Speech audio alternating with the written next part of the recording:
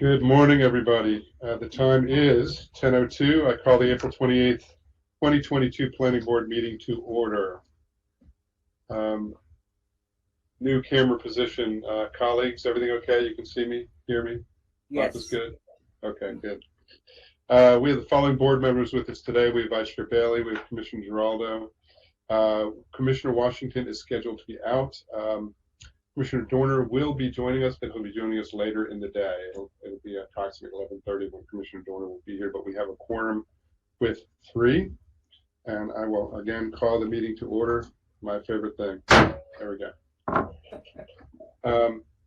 Move forward to the business at hand. Please note that the deadline for all participant pre-registration and for all submission of materials and exhibits was 12 noon on the Tuesday before this planning board meeting. This deadline is shown on the screen and announced in every weekly meeting. It's posted on our website, and it is clearly stated in bold red in our weekly published planning board agenda. Registered speakers may join the meeting with the link provided in the email or listen by phone by utilizing the call-in number provided by the email. Of course, anyone may tune in to watch the planning board meeting via live stream. If you wish to speak or become a person of record, you may use our online web form, which you'll see noted on the screen. In addition, the commissioners were joined today by David Warner, our senior counsel. We have planning deputy director Derek Berlage, Jessica Jones. I think our planning board administrator is not here. We have Marie Proctor and Joe Parsons, our technical hearing writers. James Hunt, division chief, development review division, and Kenneth Flanagan, our senior planning technician, who will guide us through the exhibits, and Ryan Cron, who's our technical guru behind the scenes. We have our first item of the administrative agenda, but before we do that, we have some difficult news. We actually lost a member of the planning staff who passed away over the weekend. So Dana Bressler, who some of you may know, planning technician 3, development review division, passed away on Sunday. And I would ask us just for a brief moment of silence to recognize her.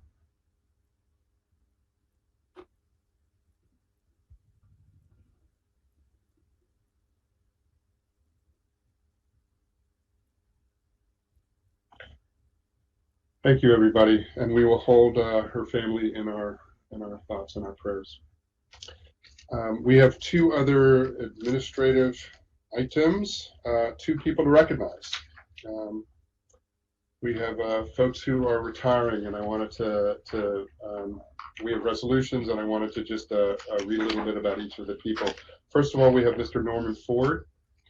Mr. Ford was a Parks and Recreation Community Supervisor with the Department of Parks and Recreation in the Southern Recreation and Leisure Division. He's retiring from the commission effective May 1st, 2022, after 29 years of service in multiple roles. He was instrumental in successful efforts at Harmony Hall Regional Center, including launching several senior and youth programs and collaborating on a couple of the enhancements of the facility. Wonderful service to the commission, and we recognize him. And let me read the other one and then ask for a motion for both resolutions. The next one is for Mr. Tom Masog. Mr. Masog, planner 4 with the Prince George's County Planning Department in the Countywide Planning Division. He's retiring, also effective May 1st, 2022. 34 years of service in the transportation planning section in several roles. I remember him well from my days in the council. He is Mr. Transportation in so many ways for the county. Throughout his tenure, he appeared regularly before the planning board and helped both the planning department and the planning board and the planning department navigate through all sorts of complex cases. And he contributed to several major projects, including the Hammondale Business Campus project, Bowie New Town Center retail project, infrastructure of the Collington area, and there's just so much more. I know that there was a farewell party last night, and Mr. Masog doesn't always like these kinds of celebrations, but it's certainly worthy of our recognition for the fine work that both of them have done. So with that, I would ask, first of all, well, let me do a motion. We'll see if there's any discussion. Is there a motion to approve these resolutions as submitted? So Motion. moved. Second. I've got a motion by Commissioner Giraldo, a second by Vice Chair Bailey. Under discussion, any discussion on the motion? Okay, so no discussion. Mr. I would Giraldo? just, yeah, Mr. Chair, just both. I always appreciated Mr. Masak involvement, especially on transportation issues. I always thought that he always did a thorough job, and I hate to see him go. Thank you. And I certainly would like to, Mr. Chair, associate myself with Commissioner Rajal, what's your name? Her comments, and to let's say how much I appreciate both of their service to Prince George's County, to the planning department. And they were sorely, should definitely be missed. Thank you. Thanks to both. Director Checkley, you have anything to add? You're just hanging out? Okay. Thank you both for those comments as well. I will call the roll on the resolutions, on the motion to pass both these resolutions. Vice Chair Bailey? Vote aye. Commissioner Giraldo? Vote aye. And I vote aye as well. The ayes have it, 3-0. Thanks to both of you for all of your service. Our next item on the administrative agenda is the consideration of the draft minutes of April 21st, 2022. Is there a motion to approve the minutes as drafted? Motion to approve minutes as drafted. Second. We have a motion by Vice Chair Bailey. We have a second by Commissioner Giraldo. Any discussion? Hearing none, I will call the roll. Vice Chair Bailey? Vote aye. Commissioner Giraldo? Vote aye. And I vote aye as well. The ayes have it, 3-0. Our next item is a discussion item, countywide planning 2021 update of pupil yield factors in public school clusters. I will turn it over to staff Maria Martin, who will begin the presentation on this item. Ms. Martin. I think you're on mute, or you're not on mute, but we can't hear you. Hold on one sec. Let's work out the technical.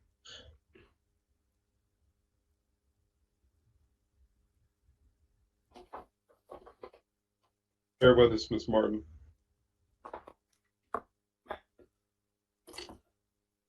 Public yield. Say something now. No, you're on our side. Dare I ask, is it as silly as turning up the volume on your microphone?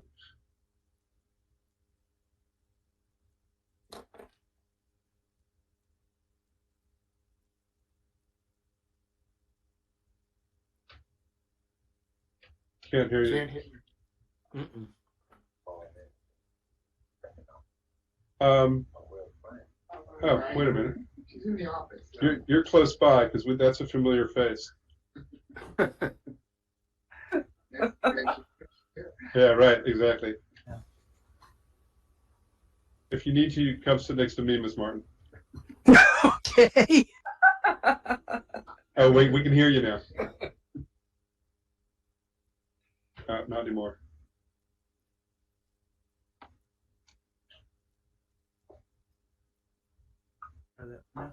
How's this? Yes, that's good. That work? Great. Yeah, Thank you, it does. Ryan. Thank you, Mr. Tech Khan. support. Ms. Martin, take it away. Thank you. Sorry for the delay.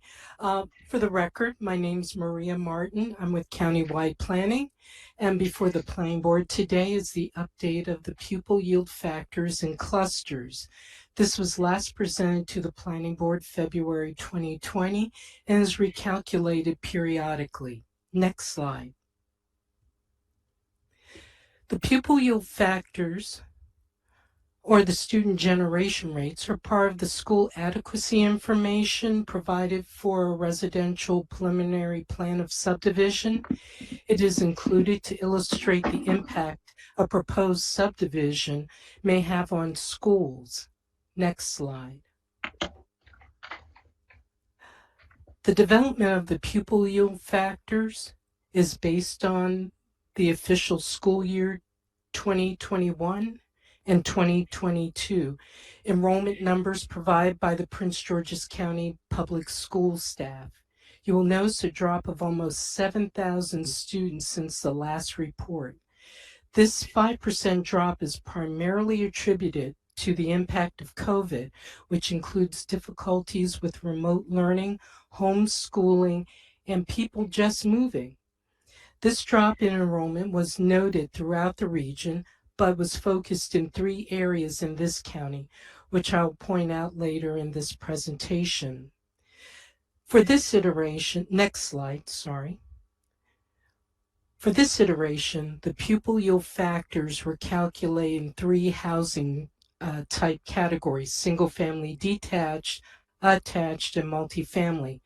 The decrease in students has lowered all the categories, but to give you a better perspective of this drop, I want to use the single family detached category, which has been consistently used in every iteration of the pupil yield factor since the 1980s. Next slide.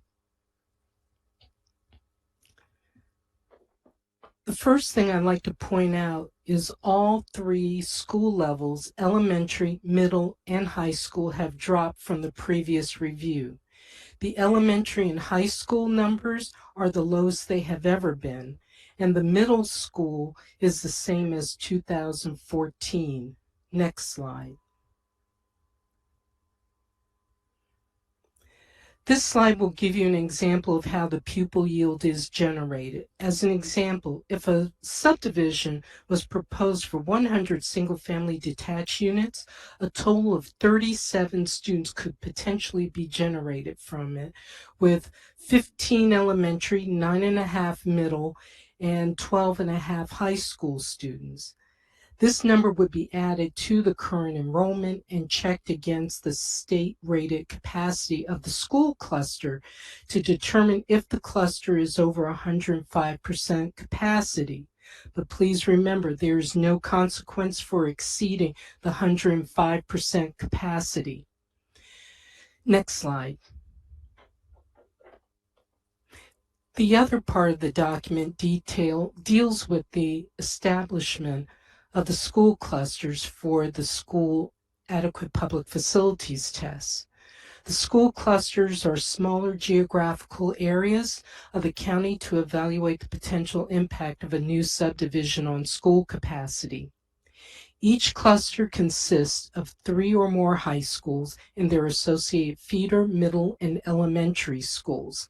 Not all public schools are included in these tables because these schools, such as charter schools, magnet schools, do not have a neighborhood attendance area and generally draw their enrollment from a wider geographical area.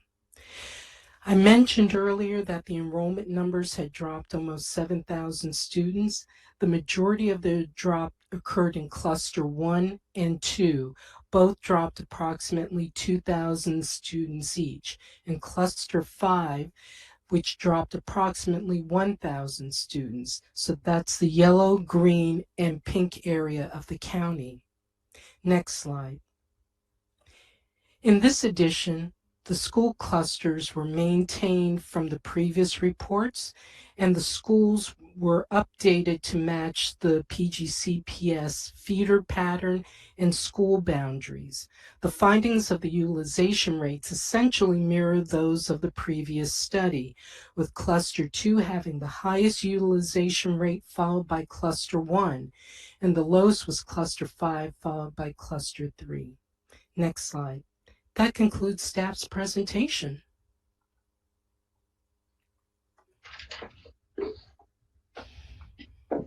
Thank you, Ms. Martin. It's helpful to hear. Turn to my fellow commissioners to see if you have any reactions, thoughts about this. This is just for our information only, obviously, but you may have some questions or thoughts about the process. And again, Ms. Martin, thank you for the thorough presentation. Questions?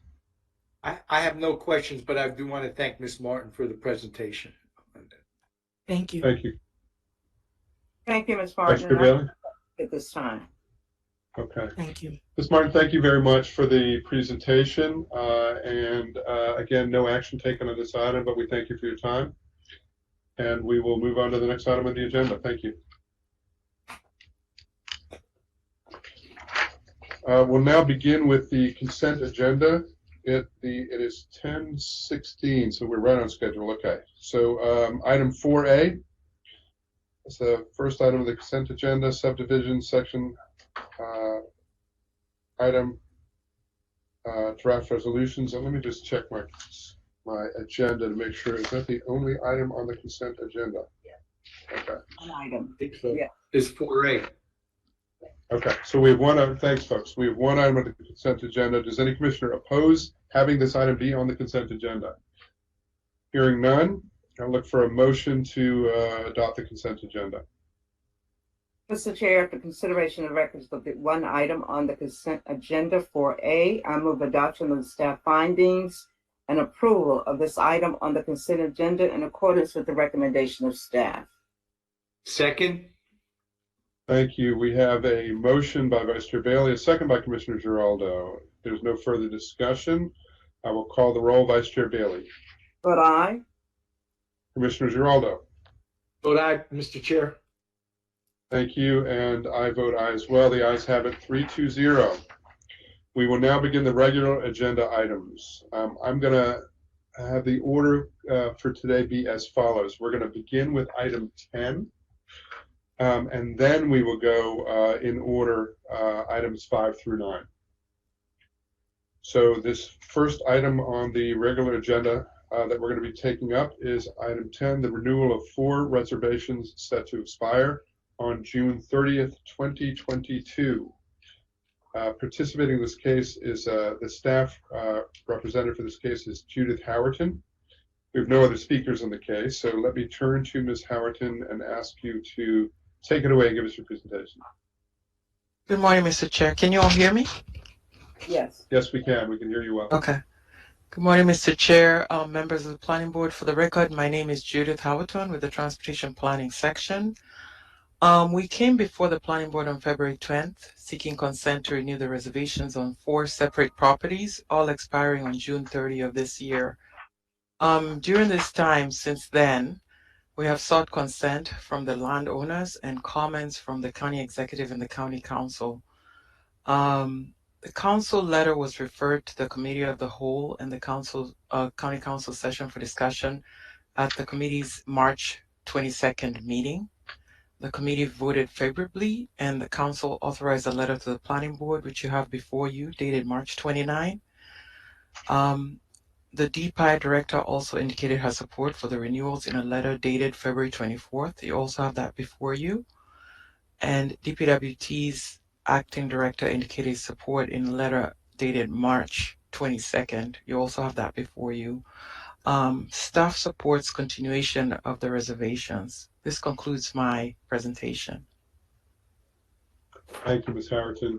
So we have all the information before us. I want to thank you for your report. Commissioners, board members, any questions for Ms. Howerton? None. No questions? If there are no questions, then I'll look for a motion. Move approval, Mr. Chair. Second. Thank you.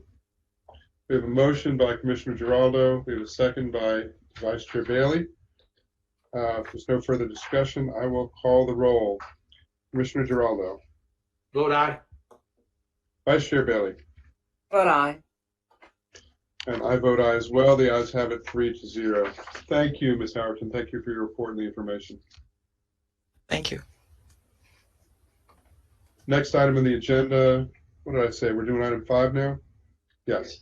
So item 5 is comprehensive design plan, CDP 0601-01, case Yurgot.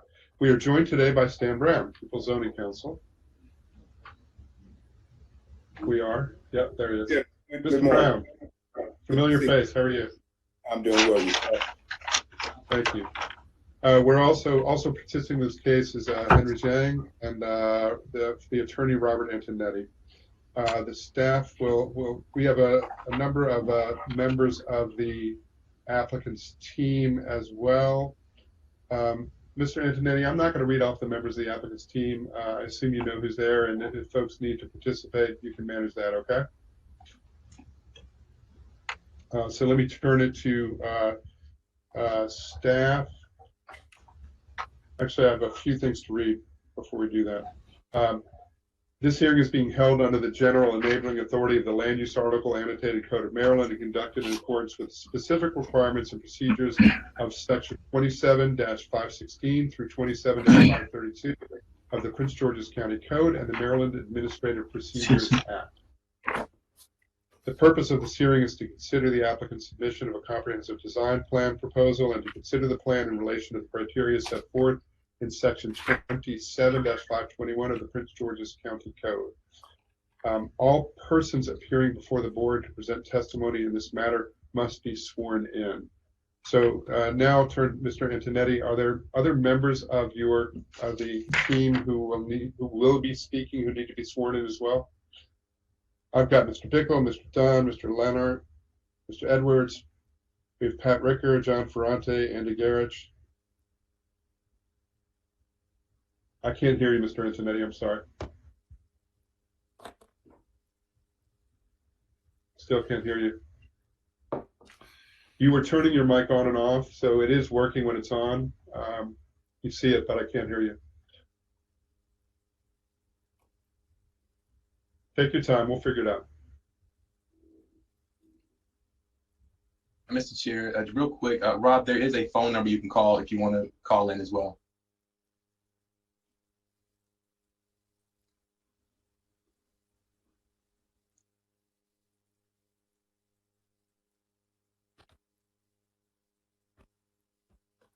How about now, Right Mr. now? Chairman? Can you hear me? Perfect. Now we can hear you well. Okay, I apologize for that. I would say that only Mr. Dunn or Mr.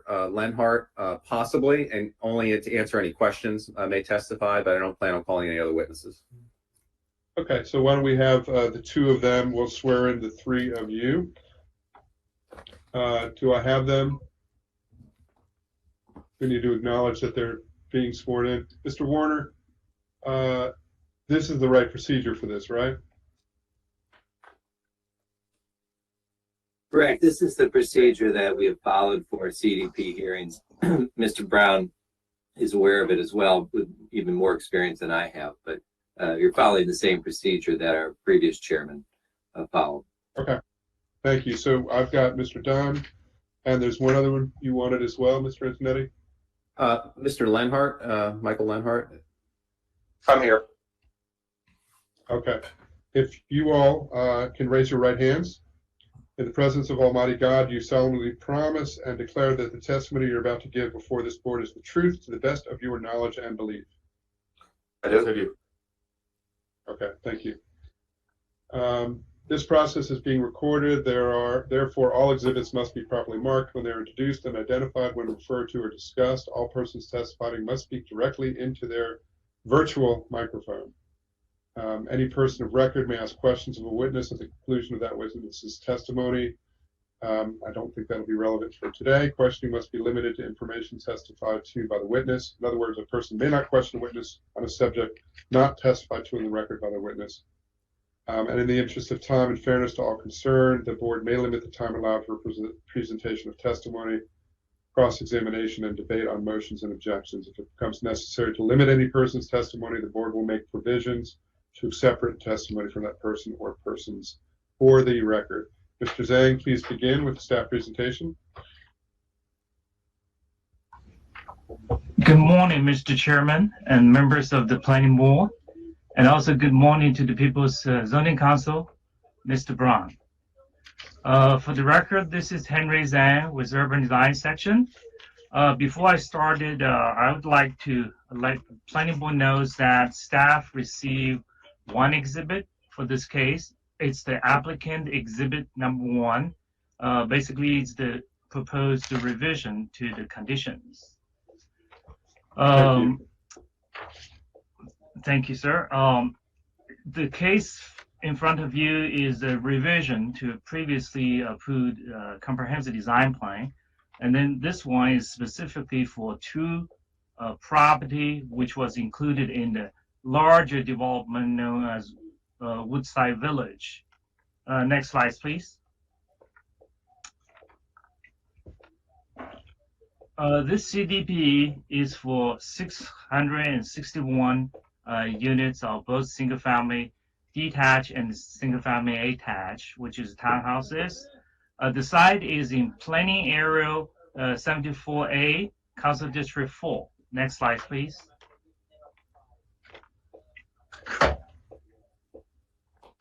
Specifically, as outlined in red, the site is on the south side of Westphalia Road, and then about approximately 2,000 feet west of its intersection with Ritual Marble Road. Next slide, please.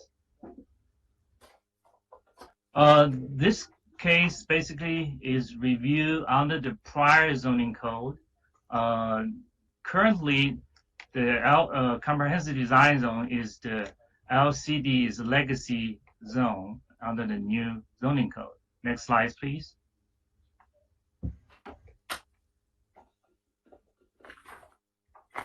This is the prior zoning map. Basically shows the site is in one of the 9 comprehensive design zone. It's a RM. It's a residential medium density development.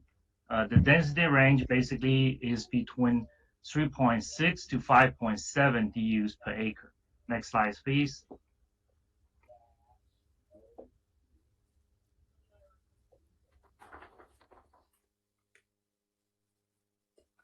This is the overlay map, shows the site is also within the military installation overlay zone associated with Joint Base Andrews for height only. Next slide, please.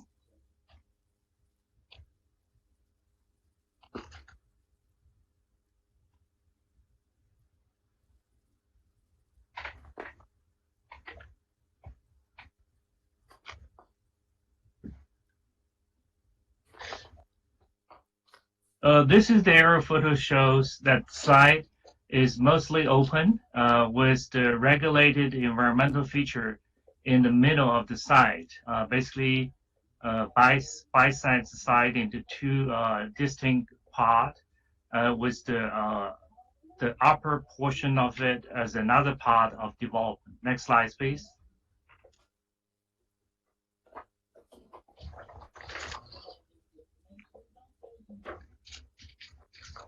You see here the site map shows their regulated environmental features and also steep slopes on the site. Next slide, please.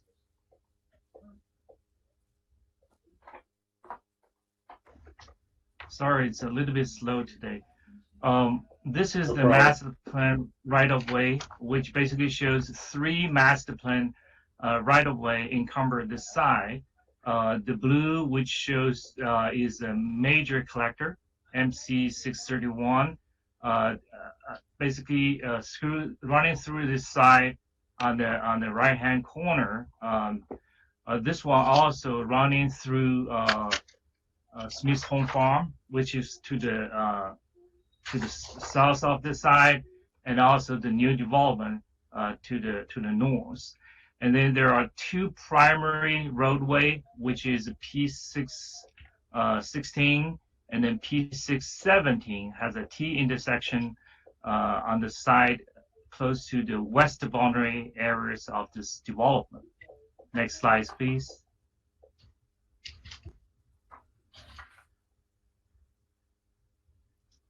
Once again, bird's eye view basically show the site is mostly open.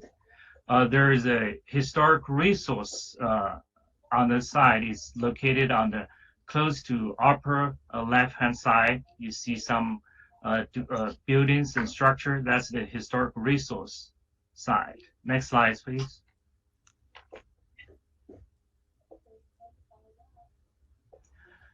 This is the comprehensive design plan. If you know, in comprehensive design zone, there are 3-step approval. First step is the basic plan. Basically, is zoning map, rezoning application. It's a basic serve as the basic plan. This is a comprehensive design plan. Is the second stage of the approval. After this, in terms of zoning, there is another specific design plan approval. But before that, there is also a preliminary plan of subdivision. This is the basic plan basically in front of us. It basically shows general location and the relationship of the proposed uses. There are two major parts on both sides of the environmental feature, basically are for single family detached, and then there is a the third part, which at the top of the side is for the townhouse development. Next slide, please. Next slide will be an illustrative one, which shows you the specific layout and the street pattern of the development, but this one will be further evaluated at the time of the preliminary plan of subdivision. This basically shows that all those light yellow will be single-family detached homes, and then the brown portion at the top, those are the townhouses.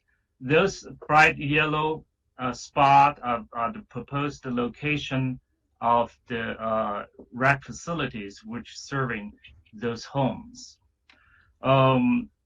This CDP basically has a base density of 3.6, and then they have proposed to use three density increment factors. First is the open space, and second is pedestrian system, and then third is recreational use of the open space. And then those three factors give them a 40% increase of the density, which basically that's translated to 226 DU. But this applicant only choose to use 95 DUs. Basically, they're going to apply for 661 units. That translates to a density of 4.2005 DUs per acre. The detailed discussion is on staff report page 9 to 11. Next slide, please.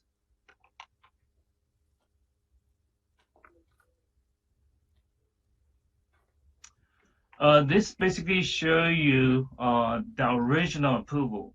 The original approval dated back to 2006 when the council approved the basic plan, which is A-9973.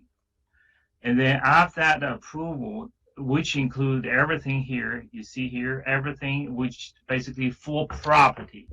And then the subject side basically are the two parcels here on the left upper corner, shaded in green. Those are the two parcels included in this detailed site plan. Since the original approval of A-9973, the original developer only pursued CDP, which basically the 0601 original CDP, but nothing has been materialized until last year in November. The current developer asked the council to approve an O2 revision. Basically, you see here, that revision basically separate those two property from the original larger approval. Next slide, please.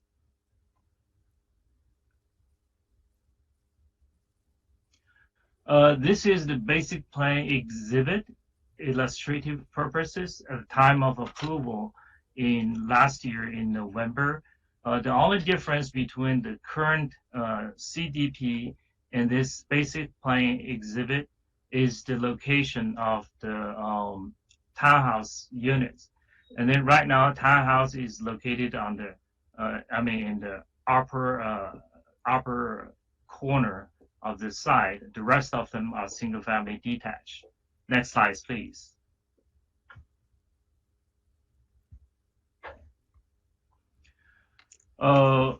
the required finding for planning board to approve a CDP as stated in section 27.521A has been fully satisfied. A detailed discussion provided on staff report, page 11 to 15. The urban design section recommend that the planning board adopt the finding of the report and approve CDP 0601-01, include type 1 tree conservation plan TCP 1-006-2022 with 6 conditions, include the condition on the development standard that's specifically listed in condition 3. As I stated previously, the applicant has proposed some changes to the conditions that has been introduced as an applicant exhibit number 1, and the staff has worked with the applicant with those revisions. Basically, we are in agreement with the changes. With that, I will conclude my presentation. Thank you. Thank you, Mr. Zhang. Thanks for the report. Let me check in with my fellow commissioners. Questions for staff? Vice Chair Bailey, Commissioner Giraldo, any questions for Mr. Zhang? I have one. Mr. Zhang, thank you for the presentation. Can you show me where the proposed location is for the recreational areas? Okay. Ken, would you please go to slides number 12, please, which will have this CDP exhibit. Show Okay. those light yellow location, please. So Yes. do I have, there's a pod in for the townhomes, and so that yellow is there 1 or 2 in the townhouse section for recreation? Yes, sir. For the record, this is Henry Zhang with Urban Design Section. There's only 1 in the central. You see here, if it's at the very top. I see that. Of the townhouse. Yeah, that's the location for the townhouses, which also include this clubhouse. And then there are 2 other locations. It's in the single-family detached. One is on the left-hand upper in the middle. Yeah, and then the other one is the lower right-hand corner. Okay. Yeah, those are the location. Specific facility will not be presented until the detailed site plan level. Specific design plan in this case. I just wanted to be sure where and what is in the townhouse section, there's another yellow area. I see the square one at the top, but there seems to be another yellow area within, right in the center. What is that? That's just the open space, maybe for the stormwater management purposes. I think the applicant has more details if you want to hear. Okay, thank you. Thank you, sir. Thank you, Commissioner. Vice Chair Bailey? Just one quick question. How many units did you reference for the townhouses? For the record, this is Henry Zhang with Urban Design Section. For the townhouses, it's up to 130, but the range, up to 130. The range given to me is 110 to 130 townhouses. Okay, thank you. You're welcome. Thank you. Any other questions for staff? Seeing none, I'll turn it over to Mr. Question? Yes, Mr. Shapiro, a couple of very quick questions. Mr. Brown? Mr. Zhang, the original basic plan was for approximately 500 plus acres. And as I recall, the Planning Commission purchased approximately a third of that original basic plan acreage. Not correct? Yeah, that's correct. And so my yes, question is, I understand that this particular applicant requested an amendment of the basic plan, which we'll call O2. And then the other third, that property owner has requested an amendment, which I assume we'll call 03.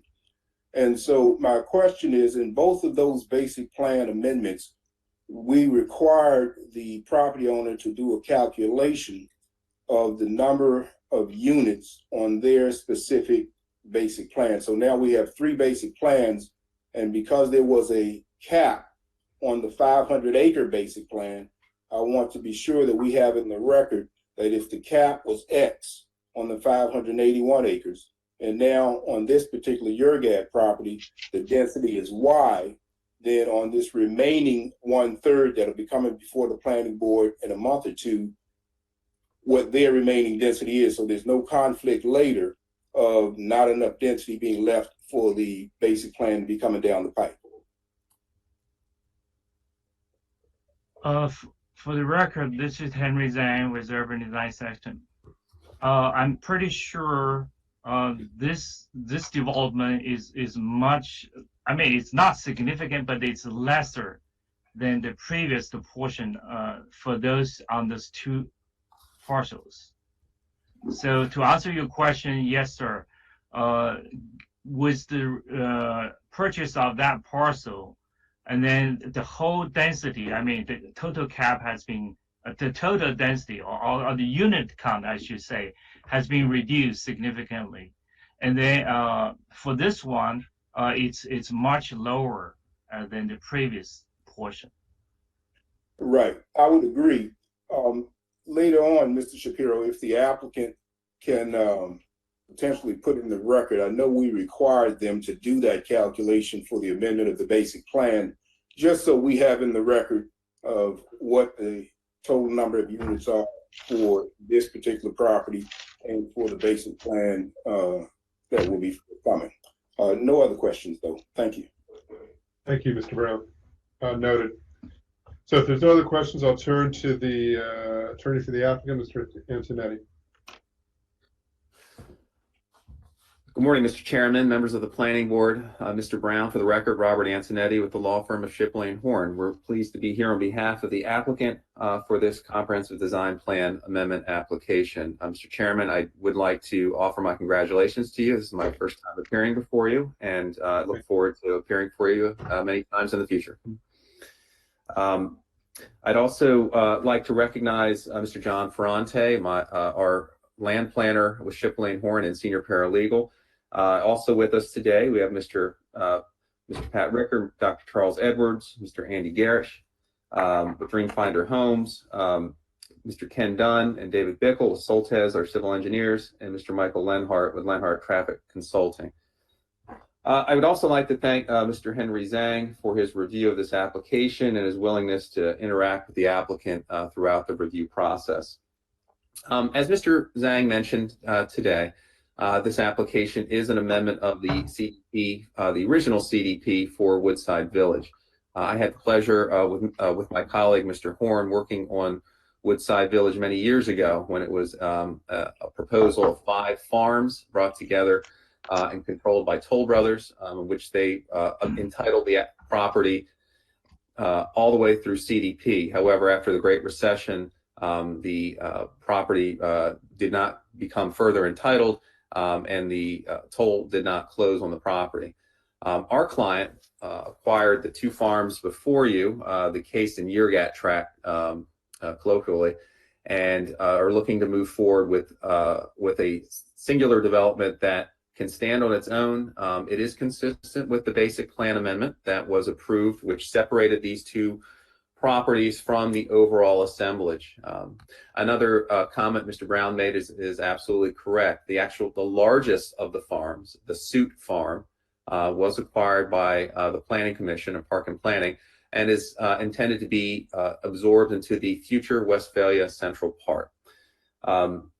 Just going back a little bit in terms of history, the original basic plan approved 1,497 dwelling units. The 02 revision to the basic plan approved by the District Council last year, as Mr. Brown is correct, approved a maximum density of 661 units on the property that's before you today. That leaves a balance of 836 dwelling units available for any other privately held portion of Woodside, of the original Woodside Village assemblage, which we know is essentially the bean farm to the east. And that application has its own basic plan, and that 836 dwelling unit remainder essentially could be allocated on that property, although I believe they'll be well below that in terms of their ultimate offering. With regards to the presentation that you heard today, the screen before you shows an illustrative plan of what's desired here. I think it's important to point out that of the 661 potential units, a maximum of 130 will be townhouses, and it is the desire of this applicant ultimately to build 22-foot wide townhouses predominantly, which are rather large front load units. Details of that will be shown at time of specific design plan. I think equally as important, or if not more so, a maximum of 531 dwelling units, as shown on the lighter colored lotting patterns around this property, will be single-family detached units. That's about probably more than 80% of the possible maximum density being single-family detached. So in terms of development potential, we feel that this mix of dwelling units will be very well received by the market and will be a nice complement to the development patterns occurring in the Westphalia sector plan area. Again, further details as to the architecture and other specifics, landscaping, lighting, etc., dealing with both the single-family detached and the single-family attached units will be shared at time of specific design plan. Also, in the screen in front of you, you see, I guess, what is in white, running the areas in the middle of the property. Those are essentially the existing green areas and the environmental features on the site. These properties had been farmed historically for many years, and from prior satellite imagery, you could see that the areas of open field are essentially being proposed to be populated with single-family detached and attached units. So we are working with the environmental features that exist out there, and we are utilizing mostly the open spaces that currently exist on the property. You may also see that the main access points along the property are three that are proposed here on this on this comprehensive design plan, moving from west to east along Westphalia Road. There is 3 entrance points. I will state that a comment in the staff report and from DPI deals with the alignment of the middle access point, and the middle access point has been requested to be realigned with Mattapique Drive, which is a road to the north, on the north side of Westphalia Road, and that leads to the Westphalia Woods subdivision. I mention this because we had the pleasure, the applicant and the development team had the pleasure of meeting with the Westphalia Woods subcommittee on new development this past Sunday, and we went over this application and the details and different aspects of it with that group. It was a very good discussion. We felt that overall the group was supportive of our proposal. However, one comment came up dealing with the potential for Mattapique Drive, which is, again, beyond the 4 corners of this comprehensive design plan. But there is a concern that Mattapique Drive would become a cut-through for not just this development, for pretty much all new development within the Westphalia sector plan area. Currently, that road dead ends within the Westphalia Woods community. I do want to go on the record stating that the applicant does not support a ultimate cut-through condition for Mattapique Drive. That is something we shared with the representatives of the Westphalia Woods community, and that is something that, again, we wanted to place on the record. None of our traffic or distribution shows any vehicular traffic going through that roadway into Westphalia Woods. It does not connect to any other roads beyond Westphalia Woods, and again, we feel that that's the most appropriate treatment for that roadway moving into the future, even though it is not specifically part of the 4 corners of this application. So I did want to place that on the record. One other thing I'd like to mention in terms of what you see before you in the green corridors, in addition to the 3 open space areas that were pointed out by Mr. Zhang, and culminating in the central recreational area, which will ultimately be populated with an appropriately sized community building for this community, which will show greater detail at time of SDP. Within the green areas, we also have a shared use trail for the community. In terms of linear feet or length of it, it'll probably upon its completion be about 1.5 miles, and this would be a pedestrian facility that is separate and apart from the roadway and the sidewalks. So also an additional way to utilize the environmental area and green corridors, and also provide a recreational amenity for future residents within this community. So we're looking forward to bringing that and the details of that at time of preliminary plan and SDP as we move forward, if we are successful today.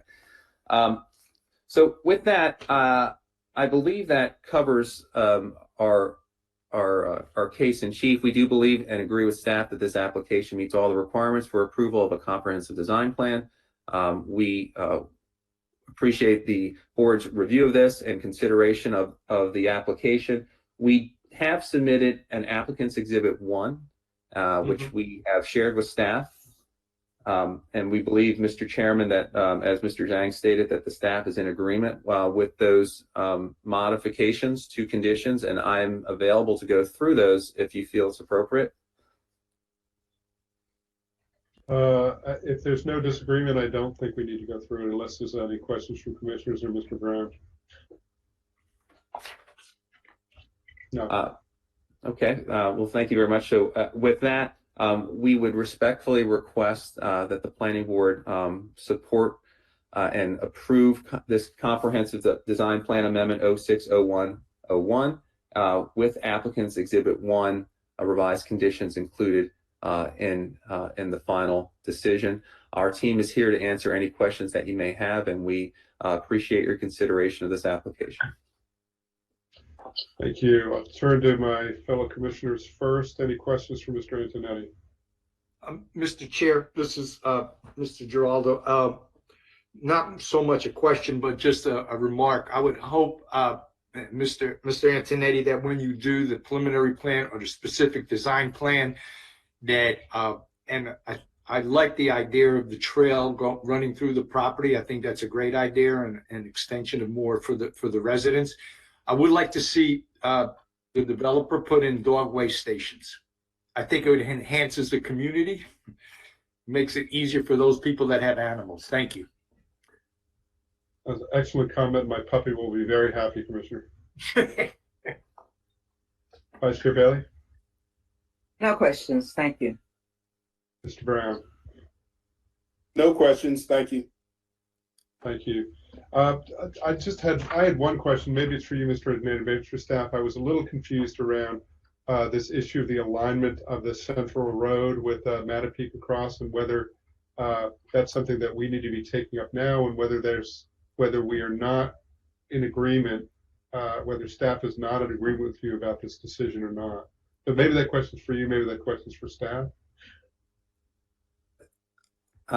If I could, Mr. Chair, there was through the review of this application, we had proposed an initial middle access point, which didn't align with Mattapique Drive. The applicant then received comments and feedback from staff and DPOT that they would like that middle access point aligned with Mattapique Drive, and we have no objection to that. And we will, at time of preliminary plan, show a realignment shift so that intersection does align ultimately.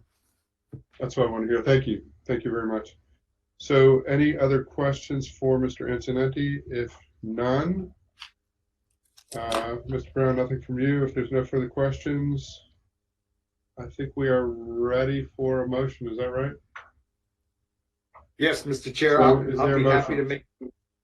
Yes, I would move that we adopt findings of staff as well as the conditions as modified by applicant's exhibit number 1 for CDP-0601-01, as well as type 1 tree conservation plan TCP 1-006-2022. Thank you for the motion. Motion by Commissioner Giraldo, second by Vice Chair Bailey. Any further discussion? If none, I will call the roll. Mr. Giraldo. Vote aye. Vice Chair Bailey? Vote aye. And I vote aye as well. The ayes have it, 3-0. Thank you all very much. Thank you.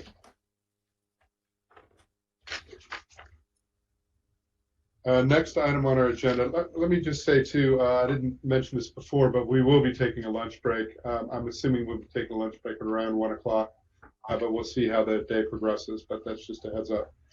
The next item is item 6, preliminary plan of subdivision 4-21017 Hillside of Fort Washington, formerly Fort Washington Ridge.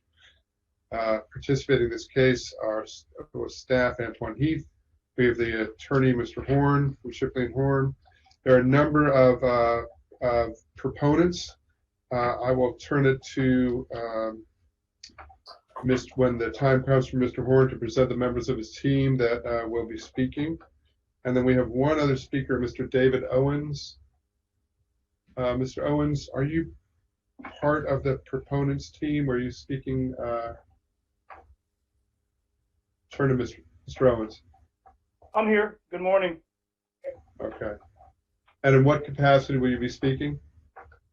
I'm representing Fort Washington Forward. We're a nonprofit in the area, and we like the plan, and we just had some comments. Okay, thank you, Mr. Owens. So hold that, and we'll get back to you.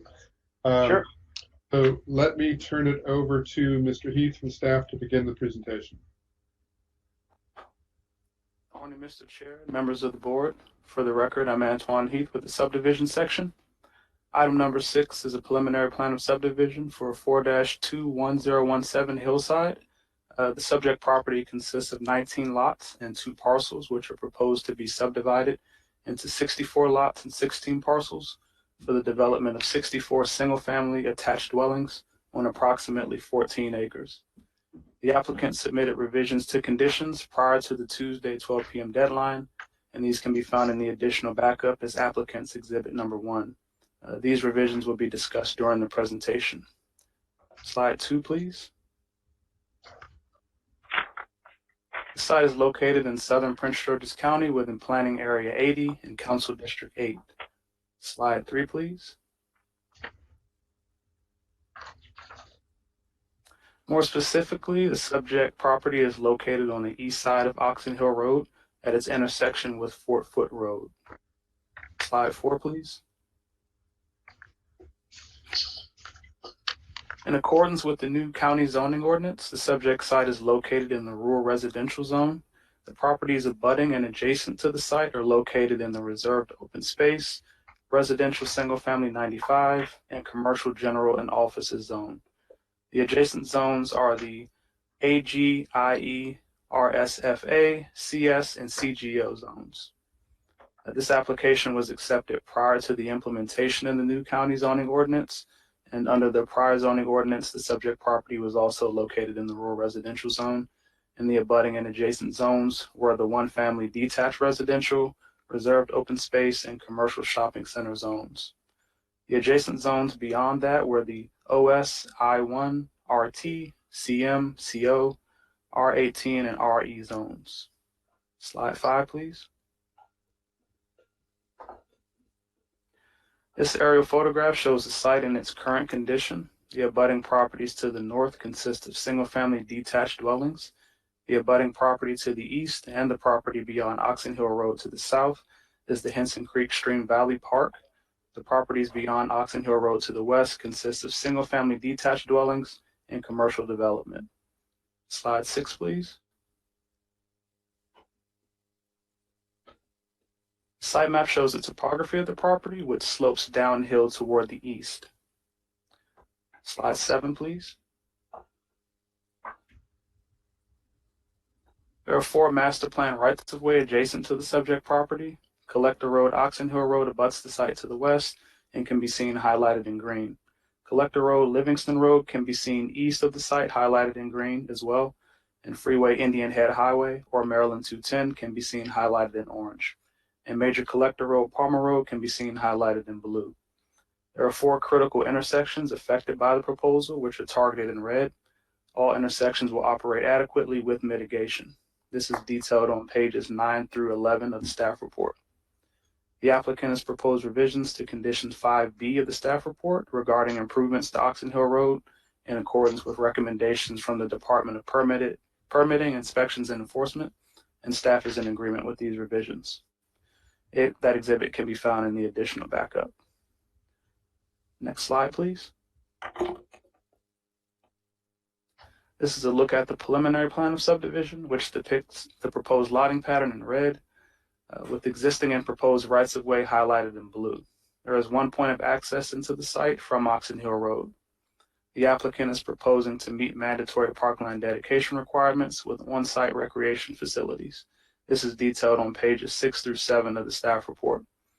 Adequate public facilities, including police, water and sewer, and fire and rescue, are available to serve the subject site. Slide 9, please. The applicant submitted a tree conservation plan with this application. Woodland to be preserved is highlighted in green. The site contains environmental regulated features known as primary management area, which are outlined in pink dash, in the pink dash line. No impacts to the primary management area are being proposed. Slide 10, please. The applicant has requested a variance from section 25-122B1G to remove 15 of the 49 specimen trees on site. These are outlined or X'd out in red. Removal of these trees is the minimum necessary to support development of the property, including infrastructure. This variance has been evaluated in accordance with the provisions of approval detailed on pages 17 through 19 of the staff report, and staff recommends approval. Slide 11, please. Staff recommends that the planning board adopt the findings and approve preliminary plan of subdivision 4-21017 and type 1 tree conservation plan TCP 1-020-2021, subject to the 16 conditions in the staff report, and as well as the proposed revisions to conditions. And this concludes staff's presentation. Thank you, Mr. Heath. Thank you for your report. Questions for staff? I've got a question with regards to the revised conditions, and I just want to ensure that the staff is in agreement with the revised conditions. Yes, we are in agreement with that. Since DPI is the authority for Oxon Hill Road, and they're going to be overseeing what happens on that road, we defer to them and their recommendations. So we have no problem with that revision. Okay. All right, thank you. I'm just familiar with that area, and I do know that the traffic on that area is problematic, and I can imagine the way it's situated. I can imagine the vehicle exiting from the proposed subdivision onto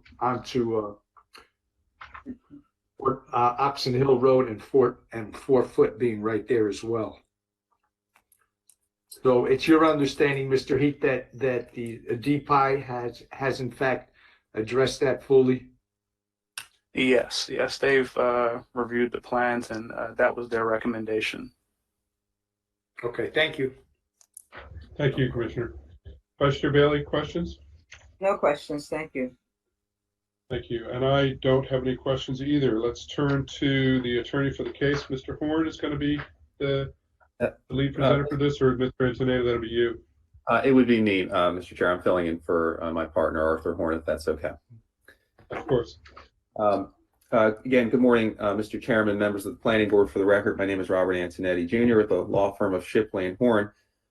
Here with, again, Mr. John Ferrante with our office, and on behalf of my partner, Mr. Arthur Horn, thank you for hearing this case. Also with us today, we have Mr. Sabag Balian on behalf of the applicant. We also have representatives from our civil engineering, Gupchik, Little, and Weber, Mr. Tom Zyla, Mr. Tim Longfellow, and we do have Mr. Mike Lenhart from Lenhart Traffic Consulting.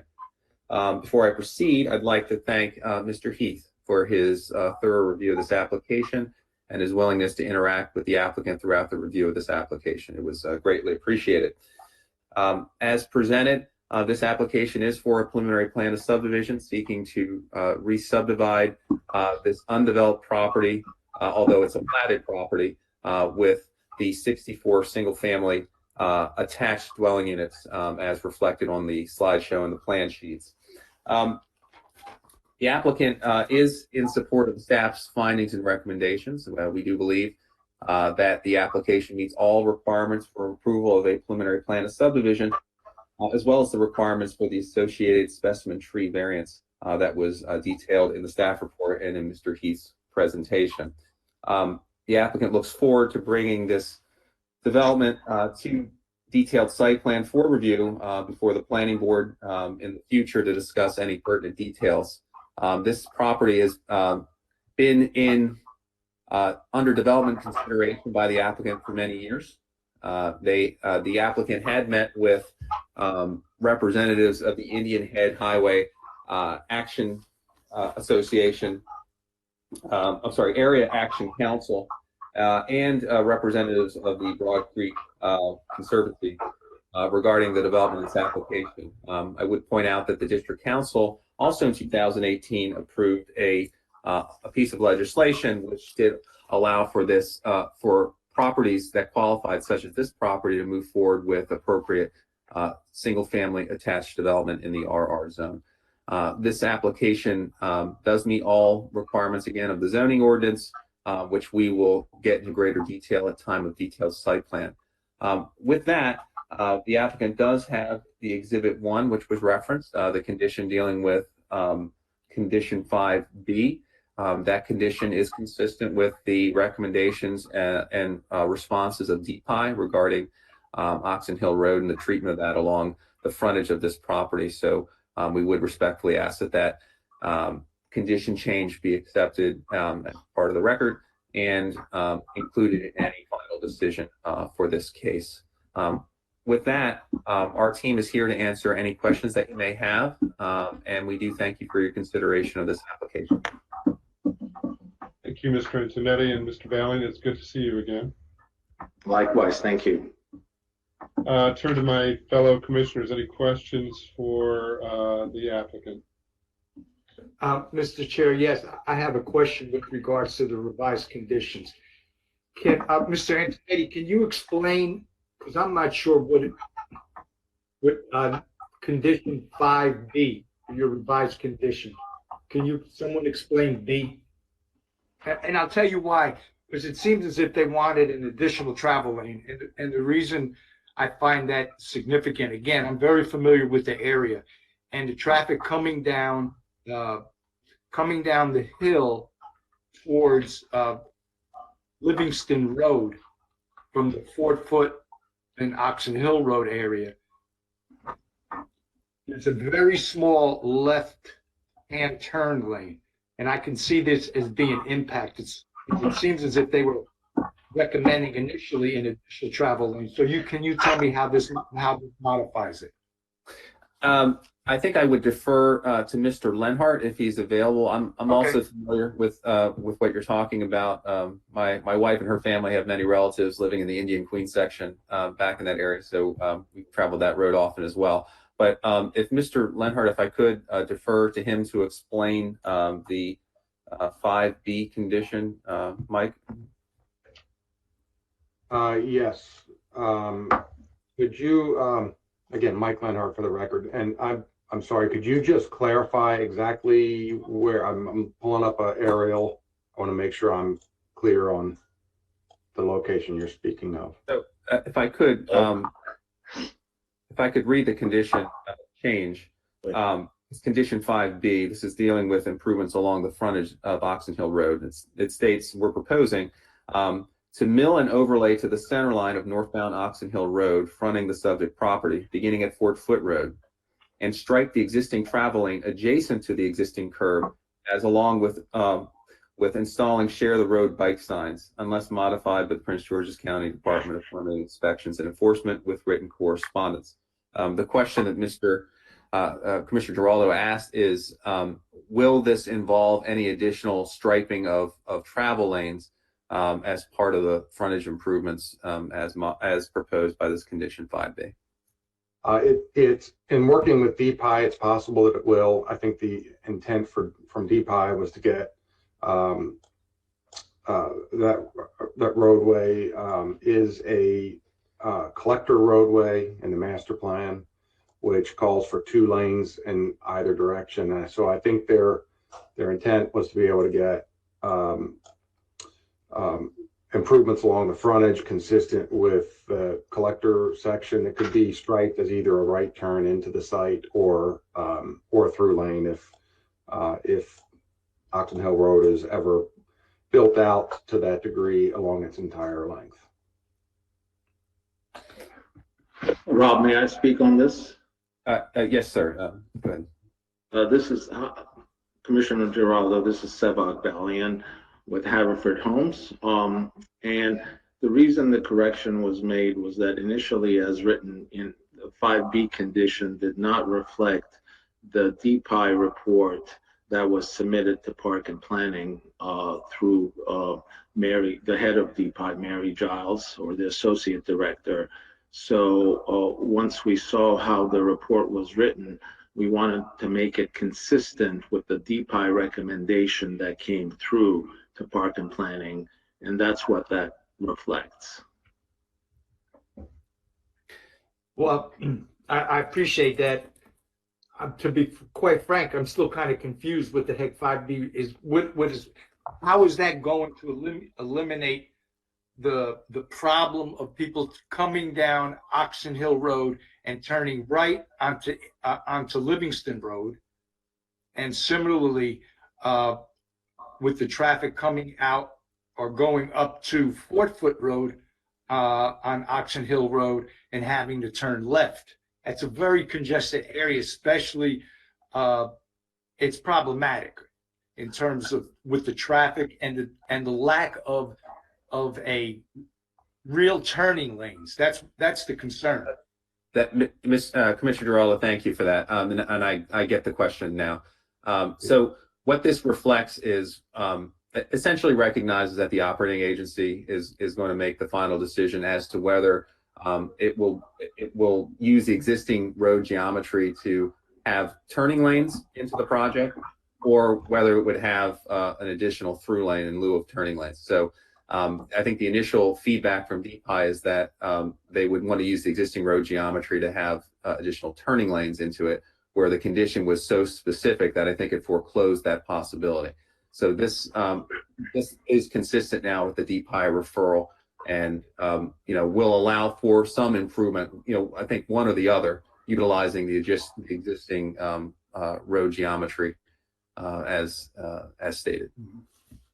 And so my concern is whether or not the existing geometry, because that's a narrow road, would lend itself to alleviating the turning lefts and the turning rights.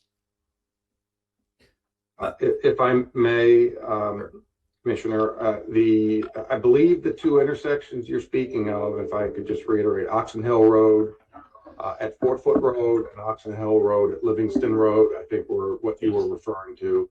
Those were both study intersections in the traffic impact study. They were reviewed by staff that was forwarded out to DPI and to State Highway. And while, yes, there may be some traffic at those locations, both of those intersections do pass the adequate public facilities test. And the site driveway is not at the Fort Foot Road intersection. When earlier iterations of this, they were considering having the driveway aligned opposite a 4 Foot Road, and after some work with DPI and the development team, that was moved and shifted north away from the 4 Foot Road intersection. So what's before us is not, I'm sorry, Commissioner Giraldo, go ahead. No, go ahead, go, Mr. Chair. So what's before us is not accurate in terms of the Yeah, Mr. Chair, this is Sevak Balian again. If I may, if Antoine can bring up the proposed preliminary plan. So what you're seeing before you right now is an older version. So as you can see now, Fort Foot Road on this display, item 6, slide 8 of 11, Fort Foot Road is near the southern southwest section of this plan, and we are the entrance to our subdivision. It is across from the little shopping center further north from Fort Foot Road. I see. Thank you for that. That's helpful for me. Back to you, Mr. Giraldo. Mr. Leonard, you have something? Yes, I'm sorry. Just one more piece of clarification. Condition 5B is really 100% limited to frontage improvements. If I would offer that I don't believe that that condition is really even necessary, because when we get to DPI is going to have us do whatever they feel like we need to do along the frontage. But they've already issued what they believe that is going to be needed. That is in condition 5B, and it allows flexibility as we work with DPI when we do those frontage improvements. Thank you. Okay, well, here, Mr. Chair, I guess the question I have is, you know, it's nice installing shared road with the bike signs, but if I'm a biker on that road, at least from Fort Foot to Livingston Road, I don't see how you could have a bike lane there unless I'm missing something. Unless you're either going to eliminate the small left-hand turn lane now onto Livingston Road. So that's my concern. And I know that there's a lot that area, because of the Potomac Historic Trail, there's a lot of bikers in that area. They go down that road, they turn on to Livingston Road, and then go up through Fort Washington. And I'm just concerned as to the increase of traffic coming down, and that whether or not how effective a share the road with the bike sign is going to be, when considering that road is so narrow. Yeah, if I may, Commissioner Giraldo, I think the shared section right now is in the shoulder, and I think there are, what I've been told through DPI is that there are many sections in the county where a bike is being shared on the shoulder. So I'm not an expert on this matter. Obviously, I'm relying on DPI reviewers and Public Works and our consultants, but and we're just abiding by their guidelines and their recommendations. Okay. Well, I just hope it's something that's considered, and hopefully DPI will consider that in terms, because that part of the county, because of that Potomac Heritage Trail, as I said, there are a lot of bikers that come from all over to ride that trail. And granted, I'm not crazy about the way they share the lane on Oxon Hill Road either, but be that as it may, I would just say, if we're going to have this development and at just that short area, that there'd be more protection for the bikers. I don't have anything else, Mr. Chair. Thank you. Commissioner, perhaps it'll be helpful to direct staff to communicate your concerns to DPI, to DPW, separate from this case, but to make it clear that we're mindful of this issue, and we'd like to hear their response about it. I think that's a good comment. Thank you, Mr. Chair. Okay, thank you. Any further questions for the applicant? If there are none, where are we? If we're none, then we're okay. So then I'll look for my commissioners to see if there's a motion. Mr. Chair, I move that we adopt the findings of staff as well as the staff's conditions as modified by applicant's exhibit number 1, and approve preliminary plan 4-21017, the type 1 tree conservation plan, TCP 1-020-2021, and the findings, appropriate findings in various section 25-122B-1G, and with staff's finding that it's the minimal to make development use of that property. So I see a motion. Is there a second? Hold on one Mr. second. Chair, Is there a second? sorry.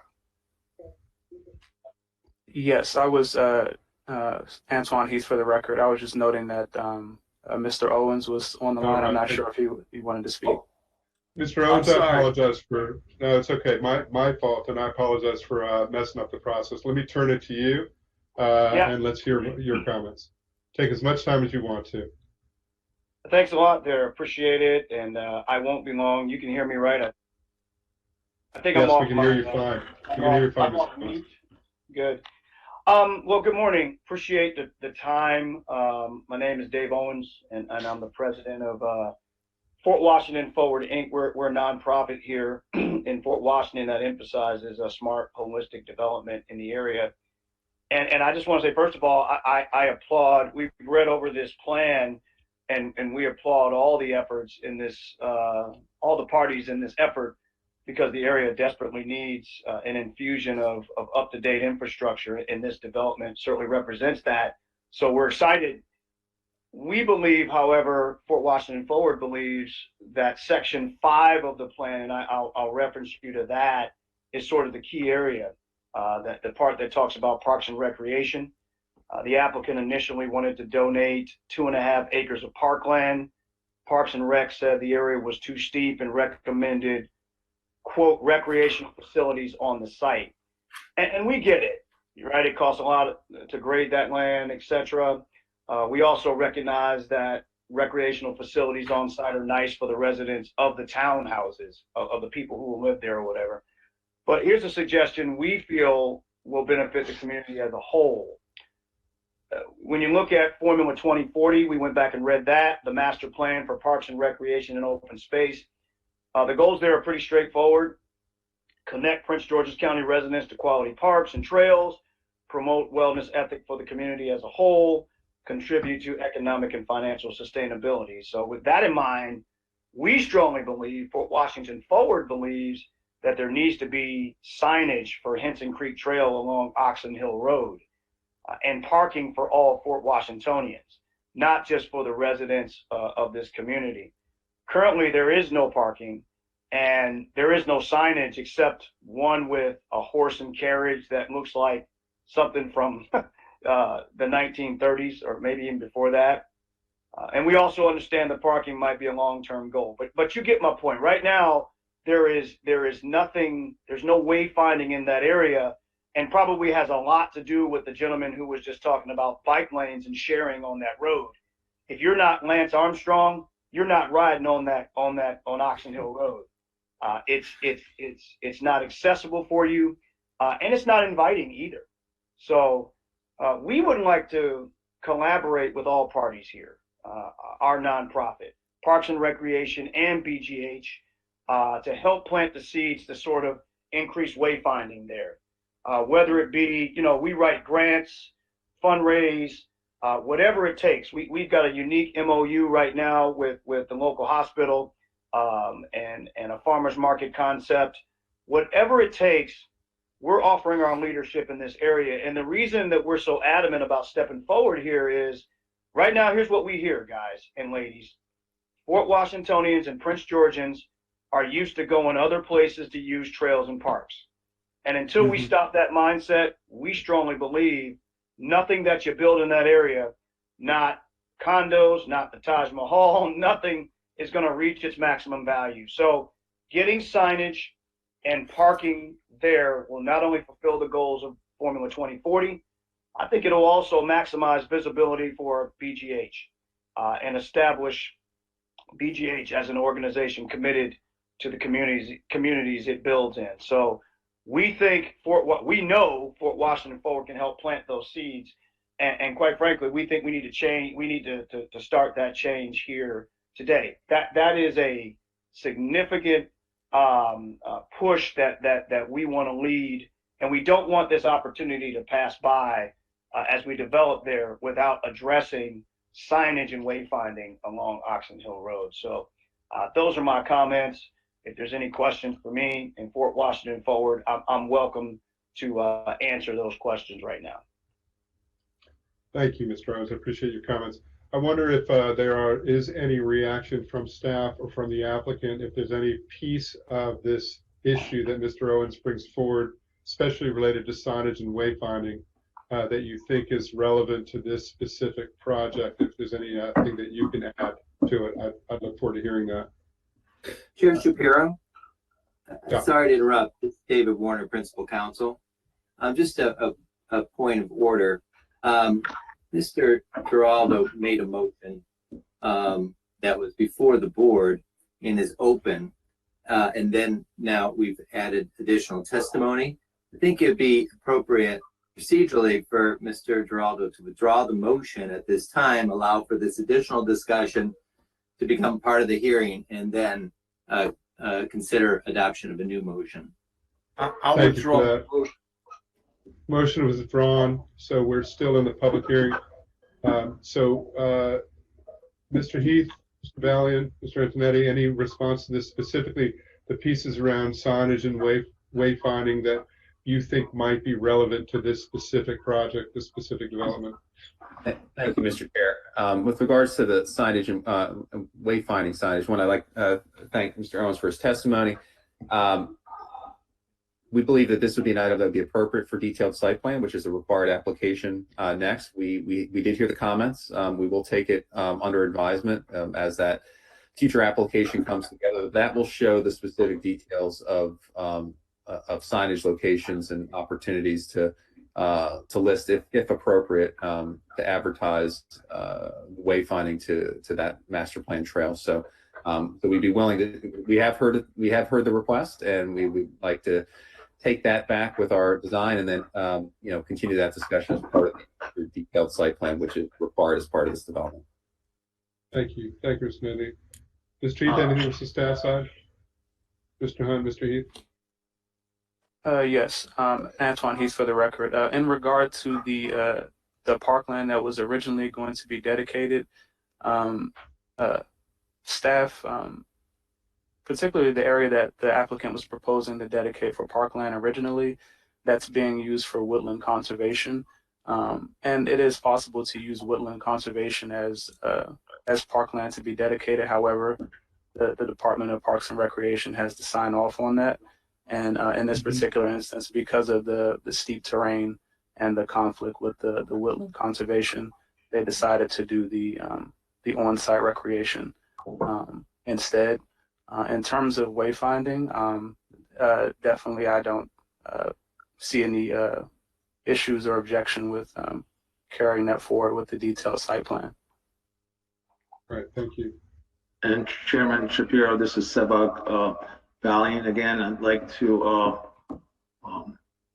offer to further discuss that issue with Mr. Owens and come to an agreement on what would work best for all parties. Okay. Thank you for that. Mr. Owens, I appreciate you coming forward and making your voice heard. Thank you for your time.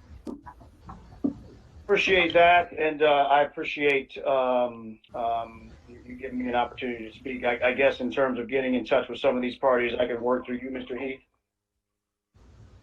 Yes, you can send me an email anytime. Sounds good. Thank you very much, sir. Thank you, Mr. Chair. This is Sherry Connor with the subdivision section. Just wanted to make some points of clarification and kind of piggyback on Mr. Heath and what he said.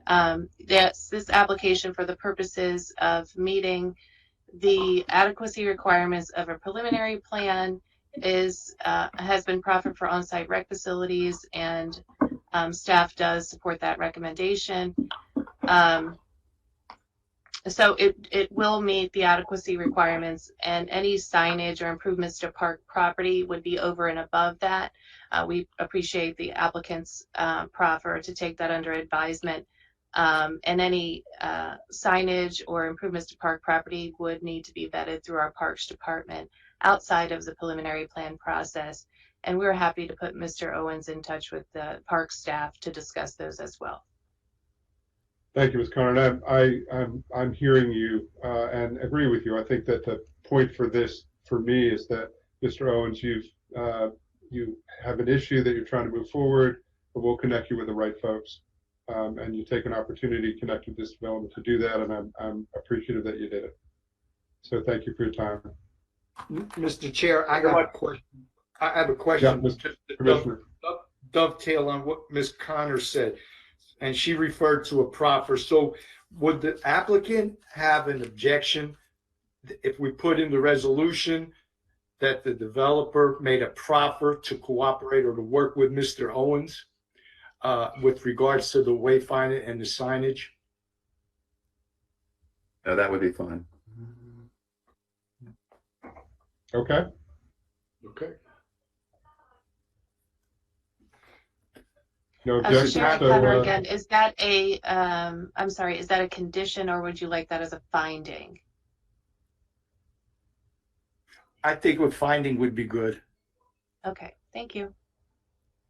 Thank you, Ms. Connor, and thank you, Commissioner Giraldo. So, and thank you, Mr. Owens. Okay, so we are back to a motion, Mr. Giraldo. Yep. Could I ask you to restate the motion?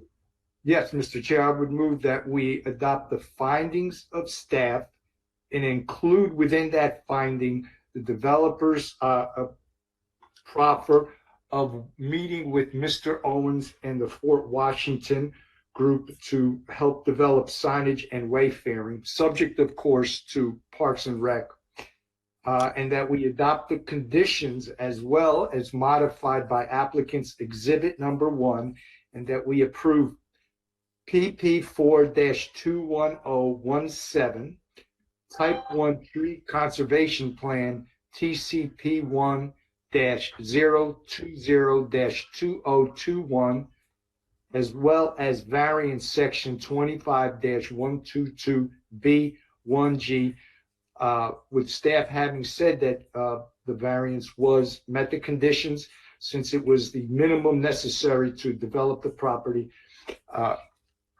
That's my motion. Motion, is there a second? Motion is a second. Motion by Commissioner Giraldo, second by Vice Chair Bailey. Any further discussion? Seeing none, I'll call the roll. Commissioner Giraldo. Vote aye. Commissioner Bailey, Vice Chair Bailey. Vote aye. And I vote aye as well. The ayes have it 3-0. Thank you all very much for your time. Thank you.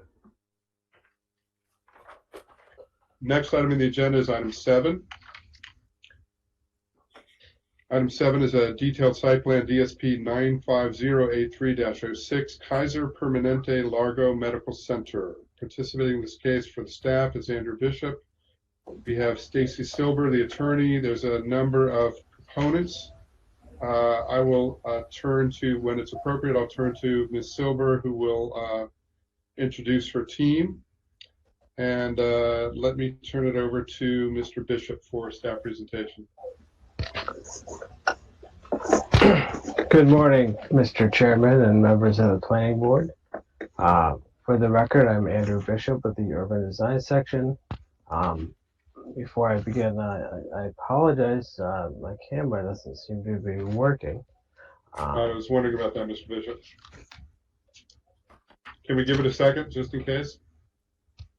Or you've been struggling with it for a while and have given up? Well,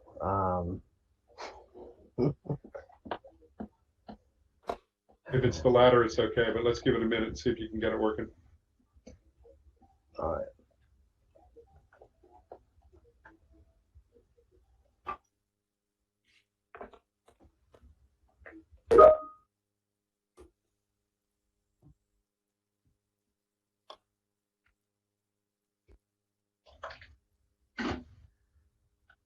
No, it doesn't seem to be working. It's fine. We'll do audio. We'll do audio only, and we have the presentation up in front of us. So take it away.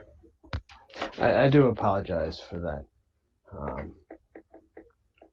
This is item 7, DSP 95073-06 for Kaiser Permanente, requesting approval to construct additions to an existing medical office building and a parking garage.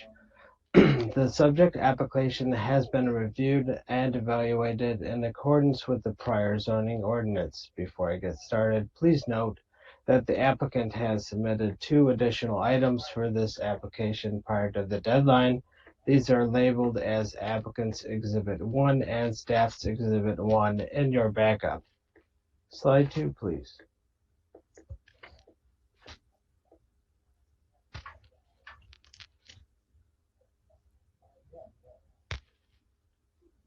The property is in central Prince George's County and Planning Area 73, Council District 6. Slide 3, please.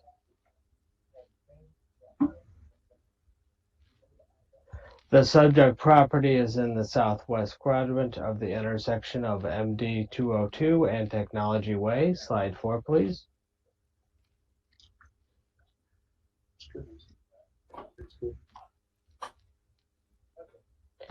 The site and the surrounding properties are in the RTOHE zone. The property is bound to the east by MD 202, west by Mercantile Lane, north by Technology Way, and south by commercial uses and a stormwater management facility.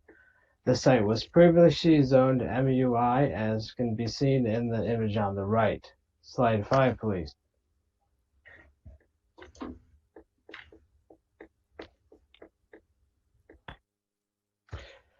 The site is not in an overlay zone, but is being reviewed under the prior zoning ordinance, so is subject to the standards of the Largo Town Center Sector Plan, which is seen in the overlay image on the right. Slide 6, please.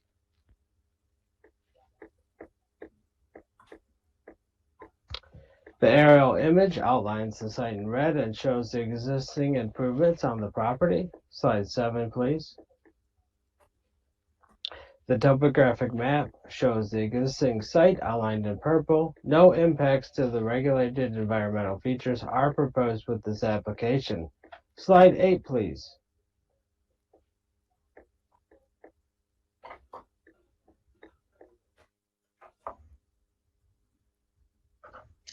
The expressway, MD 202, is east of the site in purple, and industrial roadways, Technology Way and Mercantile Lane are west and north of the site, shown in brown. Slide 9, please. This is a bird's eye view of the site looking east that shows the existing medical facility. Slide 10, please. This is a site plan of the overall development that is proposed to be constructed in 2 phases. Phase 1 includes expansion of the advanced urgent care, improvements to on-site vehicular circulation, and an addition to the existing parking garage.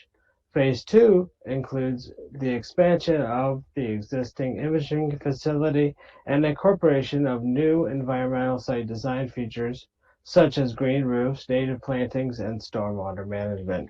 Slide 11, please. Here's the landscape plan submitted with the application and shows some of the landscape improvements proposed. The slide in front of you shows an enlargement of the reconfigured drop-off area. Slide 12, please. An overall site plan was submitted, and a rendering of the overall site plan was submitted with the application and shows the improvements with enlargements of the sitting areas proposed on Mercantile Lane to enhance the pedestrian zone and activate the street. Slide 13, please.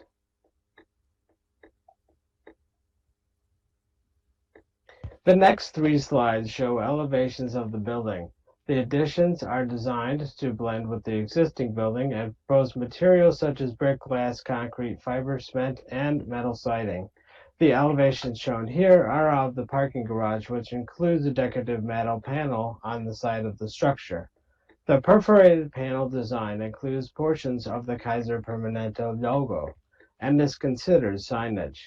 The applicant has requested an amendment because the sign would exceed the allowable area.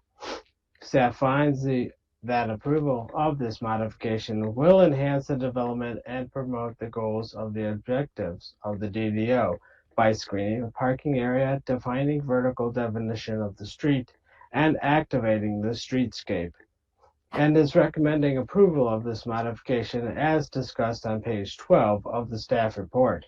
Slide 14, please. This slide shows elevations of the advanced urgent care on the west side of the building. Slide 15, please.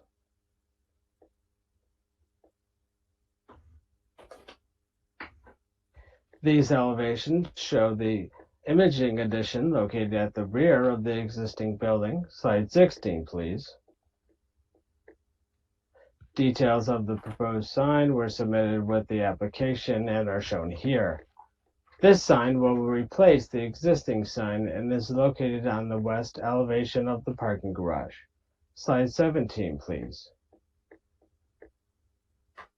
The applicant has reviewed the technical staff report and is requesting revisions to the language in the staff report to correct administrative errors and revise condition 1A to indicate that the roadway striping is subject to the approval of DPI. Staff has reviewed this language and is in agreement. The urban design section is pleased to recommend the planning board adopt the findings of this report and approve 6 modifications to the development district standards for Largo Town Center sector plan and approve detailed site plan DSP 95073-06 for Kaiser Permanente Largo Medical Center. The applicant has prepared a brief presentation that they would like to share during their response. Please let me know if the board has any questions. This concludes staff's presentation. Thank you. Thank you, Mr. Bishop. Are there questions for staff before we turn to the applicant and see the presentation? No questions? I have none. None for me either. So let's turn to Ms. Silver. You can introduce your team as you see fit, and then take it away. Good morning. Can you all hear me? Yes. Terrific. Before we move on, Mr. Flanagan, if you have our PowerPoint that we have provided, that's what we were planning on sharing. If you don't, that's okay too. We can talk to it. As you're pulling that up, good morning, Chair Shapiro and members of the Planning Board. For the record, my name is Stacy Silber with the law firm of Lerch-Early & Brewer. I'm pleased to be here today as legal counsel to Kaiser Permanente with regards to its Largo Medical Center expansion.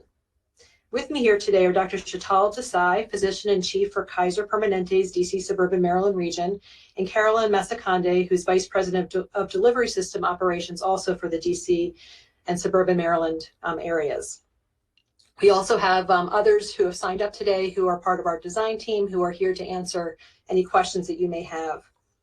I first want to take a moment. I want to interrupt you 1 second, which is maybe beg the indulgence of my commissioners to make sure this is okay. But for a period of time, she may not remember me, but for a period of time, Dr. Desai was actually my primary care physician. So just wanted to disclose that and say thank you. You were an excellent doctor. And if I feel like I could still be objective on this case, commissioners, if that's okay with you. I think we're okay. Take it away. Take it away, Ms. Silver. Thank you. I first would like to take a moment to thank staff for all of their efforts and hard work on this application, in particular Andrew Bishop, Chidi Mazzulo, and Jill Kosek, who've worked with us throughout the process in terms of preparing and reviewing our plans. Kaiser Permanente has engaged in extensive community outreach with regards to their project, and we would like to give special thanks to Sam Dean of the Lake Arbor Civic Association and Chuck Reniger of the Largo Civic Association for meeting with us on numerous occasions and providing invaluable input on this application, and we very much appreciate their support. We also fully support staff's recommendation and proposed conditions of approval with the applicant's amendments as outlined by staff. I believe that Mr. Bishop had indicated that the 2 exhibits that were referenced have been entered into the record, but we just asked that they are entered into the record as applicants' revisions to the staff report and conditions in addition to the modification request. What I'd like to do is now introduce Dr. Desai. Dr. Desai, hand it to you. Good morning, and it's a pleasure to see you, and thank you for the opportunity to present this morning. As Stacy mentioned, I'm Sheetal Desai. I'm the Physician-in-Chief with Kaiser Permanente for the District of Columbia and Suburban Maryland. Kaiser Permanente has served the Mid-Atlantic community for more than 40 years, and we currently serve members in Northern Virginia, Washington, D.C., and Maryland.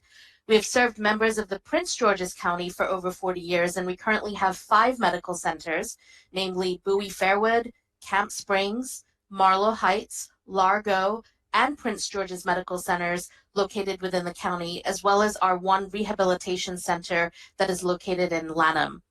Kaiser Permanente has a unique healthcare delivery model. We're both a health plan and a healthcare delivery system, and in that unique model, we are truly a partner for health for our patients and community.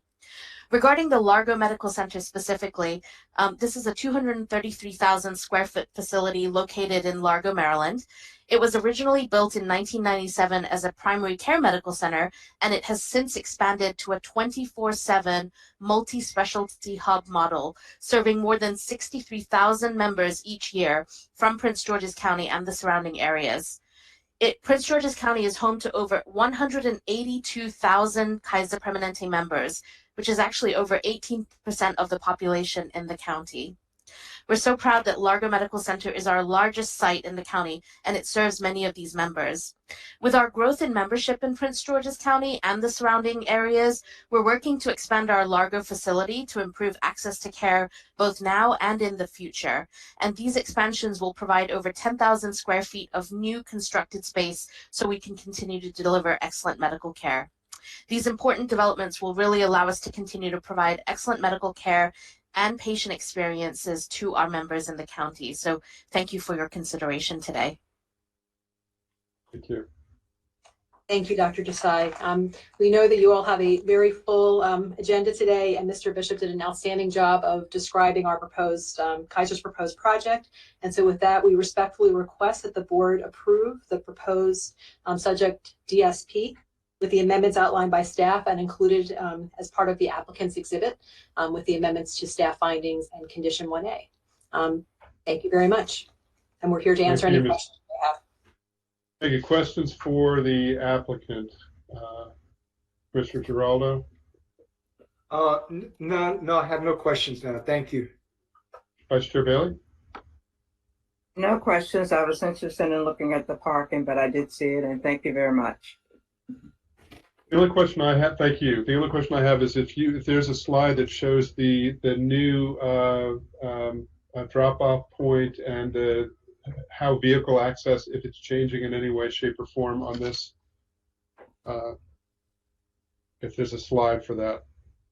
Yes, this is Stacy Silver. If you I think you may have just had up our PowerPoint presentation, Mr. Flanagan. He's working on it.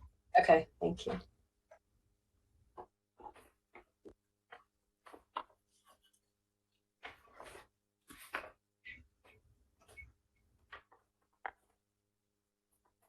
Is there?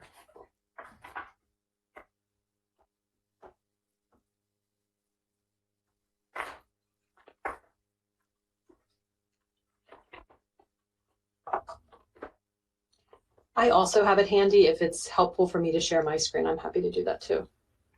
I think Ms. Silver, is this it? No, that's staff's, but actually you may be able to use one of staff's exhibits. Excuse me, Mr. Chair, for the record, James Hunt. Stacy, was this the one that you provided us that was up earlier? It was in a PDF format, though? No, it was the PowerPoint that I had sent on Monday afternoon. I got it. So, give it a second. He's still working on it.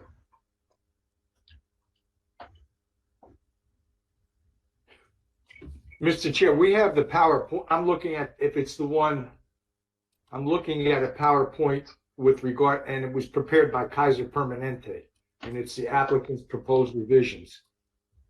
Is that the one you're speaking of?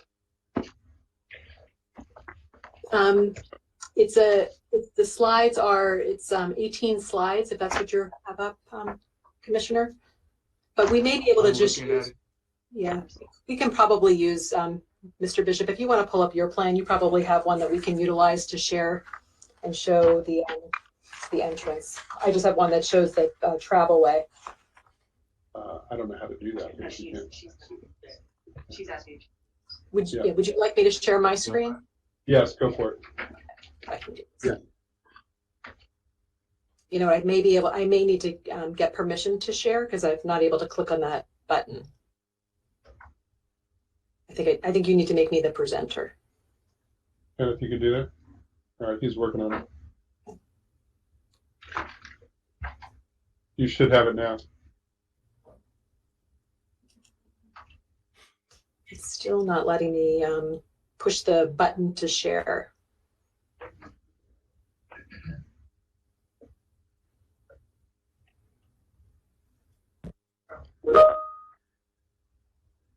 Give us one more second. Still working on it.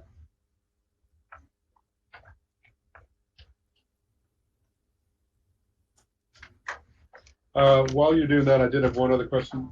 This staff mentioned this, but you're essentially creating a street wall along Mercantile, and I was curious about how close to is there any expansion of a sidewalk there? How close to the street are we getting with that? If you could talk about that a bit, Ms. Silver. Sure, and I may call on Phil Rhodes, our engineer, to answer that, but I think I now have ability to share, so I'm going to share my screen. Do you all see my screen now? Do you see my PowerPoint? We do. Terrific. We do. Okay, I'm just going to enlarge it and keep it here. So what you see on the screen, it's applicant's PowerPoint presentation, and it shows the new proposed travel into and out of the site. Currently, the travel is one. Assumer, I'm going to interrupt you. You can stop right here. This is what I was looking for. I was just Mercantile. The Mercantile one-way entrance made no sense at all, and you fixed that. So we're good to go. That's really the direction I was going. Terrific. So I don't have any more questions about that, but I am curious about this street wall issue and you know what the street presence is going to look like for Mercantile now. Okay. And we're joined by Commissioner Dorner, by the way. Good to have you. So I'm going to. Oh, go ahead. Okay, since you have this up, let's look at the parking and garage expansion. Mm-hmm. Yeah, hold this slide. Yeah, hold this slide. Sure. Could you speak a little bit about the expansion and where that expansion is? It the existing garage that will be expanded, or is there something else that's going to occur? Yes. So what's proposed is currently where you see this blue is where the expansion is proposed. It currently is surface parking. And as part of the additions that are occurring on the property, Kaiser is proposing to improve the access to parking on the property. And so by doing that, they're expanding the garage onto where the surface parking is currently. There is a net increase of approximately 114 parking spaces that will be on the property to address both current needs as well as the proposed 11,000 square foot addition with the imaging and the urgent care facility. Okay. And I'm building off of Chair Bailey's question that this will be integrated into the original garage. So from the user experience, it'll just feel like larger decks, larger plates. Is that the idea? That's correct. And this slide probably shows it the best. It shows you the bar that's being added with the mural screening that we've talked about previously. Okay. Okay. And I want to build on your question, Mr. Chair, which occurred to me earlier. With the parking expansion, are you installing any facilities for electric vehicles to recharge? I may need to ask that question to our engineer, Phil Rhodes. I know we're doing as what is required, but I don't recall if we have specific electric charge vehicles. Mr. Rhodes, are you able to unmute yourself? Yeah, I'm here, Stacy. This is Phil Rhodes from AMT Engineering. The garage addition is you can see it in blue. It's actually furthest from the building, and there are no new electric stations in that part of the garage, but there are some existing electric charging stations in the portion of the garage closest to the building. Okay, do you know how many? I think it's six. I don't offhand. Okay. Good afternoon. This is Ian Waldschmidt with HKS. I'm the architect on the project, and we're going to be adding 4 new charging stations. They will be actually on the first floor, up closer to the entry, and so it'll be it'll be in the existing part of the parking garage, but it'll be added as part of this overall project. Okay, thank you so much. Absolutely. Any further questions on the garage, transportation? So if we can, just a quick one, Ms. Silver, on the any elevations, what it's going to look like. I'm just trying to figure out, at the end of when we're looking at this area in 5 to 10 years, this is going to be a much more urban environment, much less suburban environment, and I want to make sure that this facility and the designs are integrated into that. Sure. This, as I was showing you earlier, the improvements to the garage actually brings the building closer to the street, and then with the addition of the mural to help screen the garage, I think it will help to activate the space and the street even further. But in addition to that, our landscape architects and design team have also proposed 3 new seating areas along Mercantile that help to tie into the pedestrian loop that goes around the property. So all 3 seating areas, they're centered around some bus stops, and then also, again, connecting to the loop, the pedestrian loop, will include benches, lighting, and landscaping as well. Okay, that's great. That's all I was looking for. Very helpful. Sure. Thank you. Okay, any other questions for the applicant? If none, thank you all very much. I believe that we are ready for a motion. Mr. Chair, I move that we approve. Hold on one sec. Before we make a motion, Commissioner, hold on one sec. Okay, I understand the PowerPoint.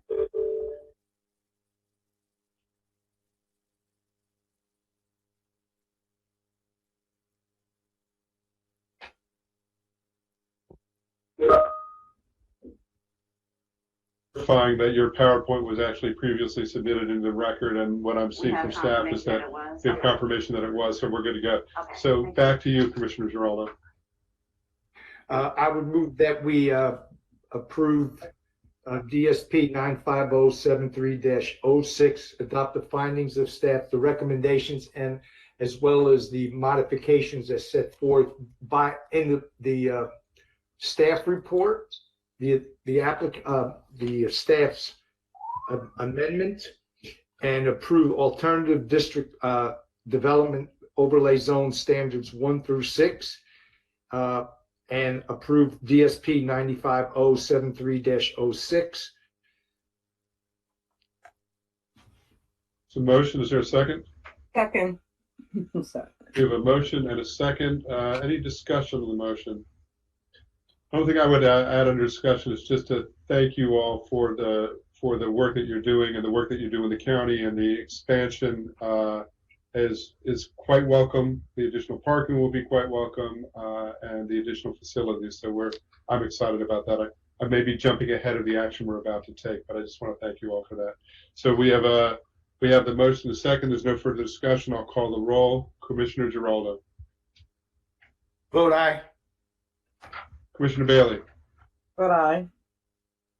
And I vote aye as well. And Commissioner Dorner, I'm assuming you're not voting on this.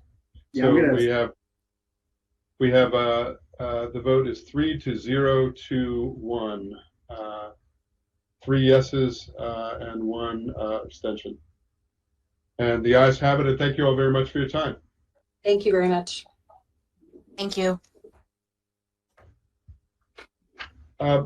I wonder if I actually would benefit from about maybe a 10-minute break. Is that okay? 10 minutes. Okay, Okay. great. We will see you back at 12:12.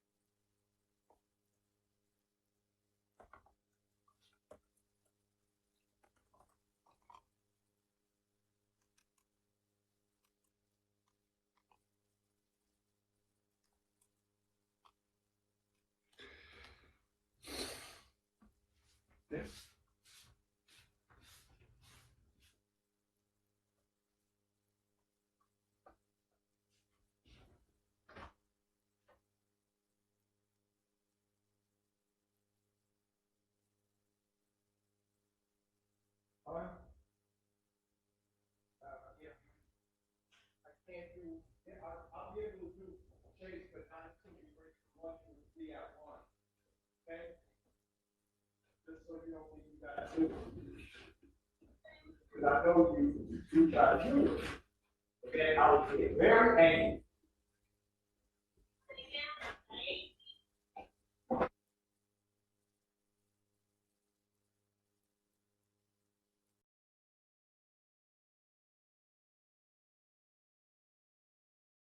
Good morning. We're back from a brief break. We have 2 items left on our agenda. The next item is item 8. Item 8 is mandatory referral MR2120F, Suitland High School replacement. Participating in this case as staff, Ivy Thompson. And then we also have Sean Matlock from the Prince George's County Public Schools. I'm going to turn it over to Ms. Thompson to begin her presentation. Thank you, Mr. Chair. Good afternoon, Mr. Chair, members of the board. For the record, I'm Ivy Thompson with the Special Projects section. I'm here today to present mandatory referral case MR2120F, Suitland High School replacement. This proposal was reviewed per Land Use Article Section 20-301 through 305 of the Maryland Annotated Code and Section 27-1406, formerly 27-294, of the Prince George's County Zoning Ordinance for mandatory referrals. Both citations require that the Planning Board review public construction projects through the mandatory referral review process. The project is for the redevelopment of the Suitland High School campus via the construction of a new approximately 108 square foot building with requisite parking, athletic fields, outdoor learning labs, and walking trails. Next slide, please. The project is located in Council District 7. Next slide, please.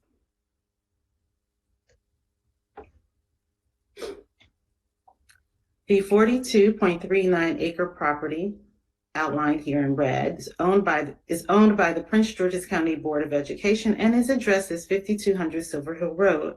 The property is developed with several buildings, surface parking, and athletic fields. Next slide, please. The property is zoned RMF 20 and RSF 65 and was previously zoned R18C and R55. Next slide, please. Bounded by Pennsylvania Avenue along the northeast property line and Silver Hill Road to the south, the western property line abuts Drew Freeman Hill Middle School, which is slated for replacement, two church sites 2 church sites, and a multifamily residential complex at the northwest corner. The eastern property line is abutted by a commercial property site on Silver Hill Road and a multifamily residential complex. Drew Freeman Middle School was reviewed as mandatory referral MR-2040F, which was heard by the Planning Board on May 20th, 2021. Construction was anticipated to begin in spring 2021 and continue through the summer of 2023. Next slide, please.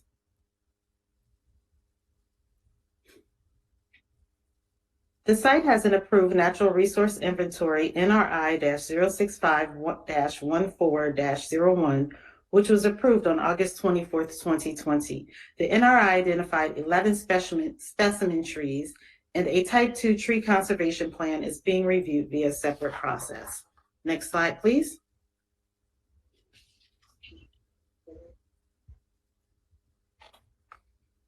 Silver Hill Road is listed on the MPOT as a master plan arterial facility with a right of way of 120 feet and 4 to 6 lanes. This section of Silver Hill Road contains existing sidewalks and designated bicycle lanes along the site frontage. Next slide, please.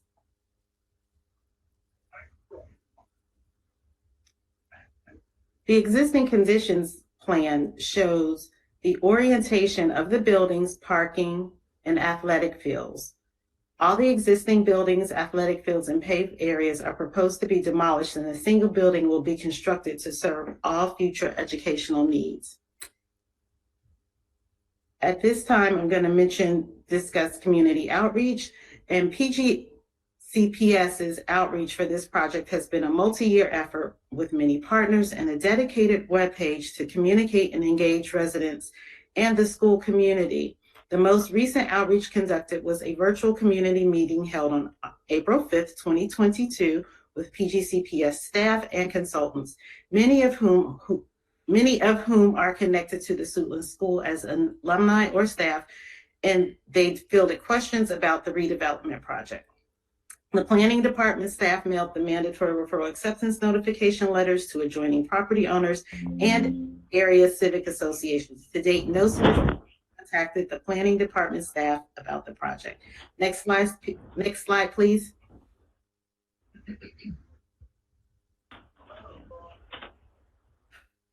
The proposed 389, 108 square foot, 2-story building will replace all existing buildings on the campus. The new facility will accommodate approximately 2,000 students. This is a multi-phase project. Phase 1, anticipated in May 2022, consists of demolition and construction of the comprehensive high school. Phase 2 is construction of the visual and performing arts building, and Phase 3 consists of construction of the exterior fields and adjacent area. The project is designed to the U.S. Green Building Council's LEED Silver certification rating system. The proposed complex will have a minimum building height of 78.5 feet for the new school auditorium section, and the remaining building complex will be approximately 43.5 feet in height. The landscape plantings and stormwater bioretention facilities provided around the new building and parking areas will create a visually pleasing campus. Staff is recommending the incorporation of additional basic landscape features to learning opportunities. Hold on one sec. It could be you, but somebody else is shuffling. If we could just, I'm asking our team to make sure everybody's muted. You got it? Okay. All right. Keep going, Ms. Thompson. I apologize. Okay. Staff is recommending the incorporation of additional basic landscape features to expand learning opportunities such as pollinator gardens, native plants, interpretive and educational signage about green building and stormwater facilities, or providing other unique features to create an interesting landscape for learning. Athletic fields are also to be constructed to include a football and track stadium, baseball, softball, tennis courts, throwing fields, and a multi-purpose field. An ADA compliant sidewalk system and walking trail around this site are also included. There are 340 on-site parking spaces provided. The bus loading area located at the north end of the property will double as overflow event parking, and driveway access from this area to an adjacent church property is also provided for overflow event parking. The application also proposes building-mounted, freestanding, and wayfinding signage.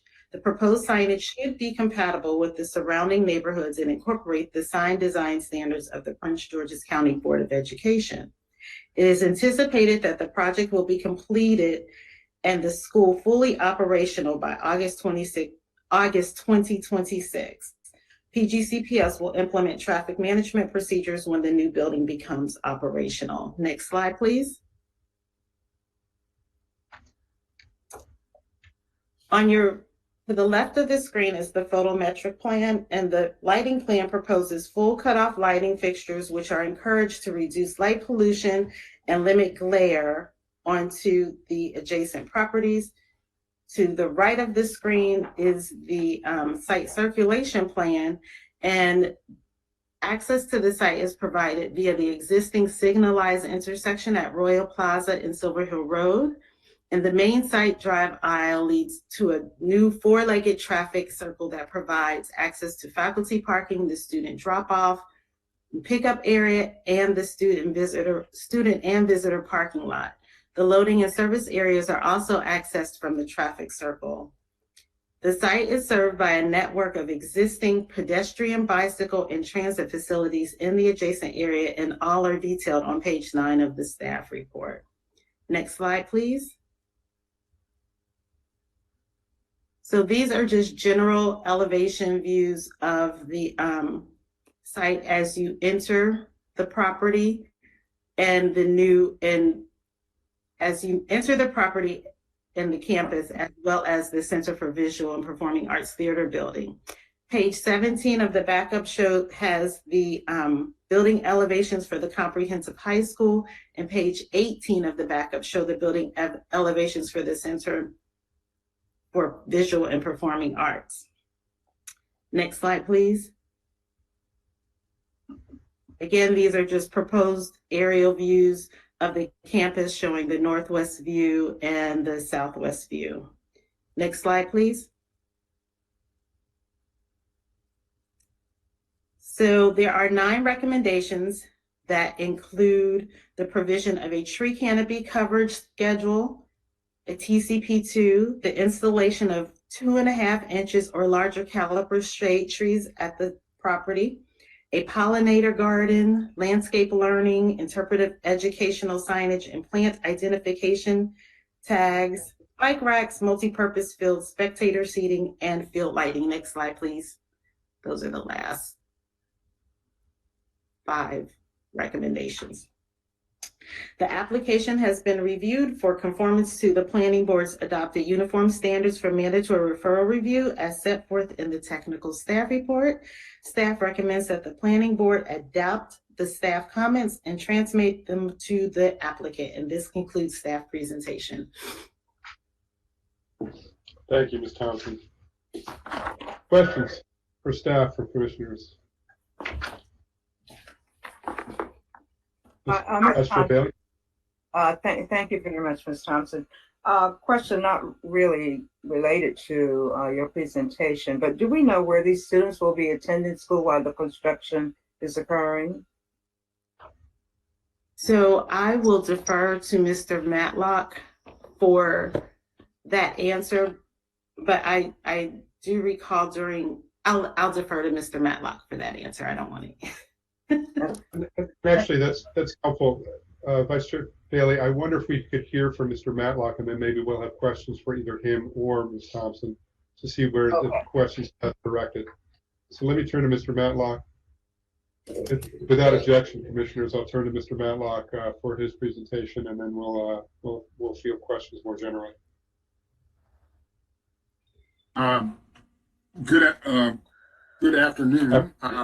I'm Sean Matlock, Director of Capital Programs, representing Prince George's County Public Schools. And for this hearing, I appreciate the Commission's time and willingness to listen to I don't have a formal presentation, But we have reviewed the recommendations of staff, and we are in agreement with almost all the recommendations. We will be working on item number 5, which may be the only thing where we may have some questions regarding the cost of the change in the caliper of the trees.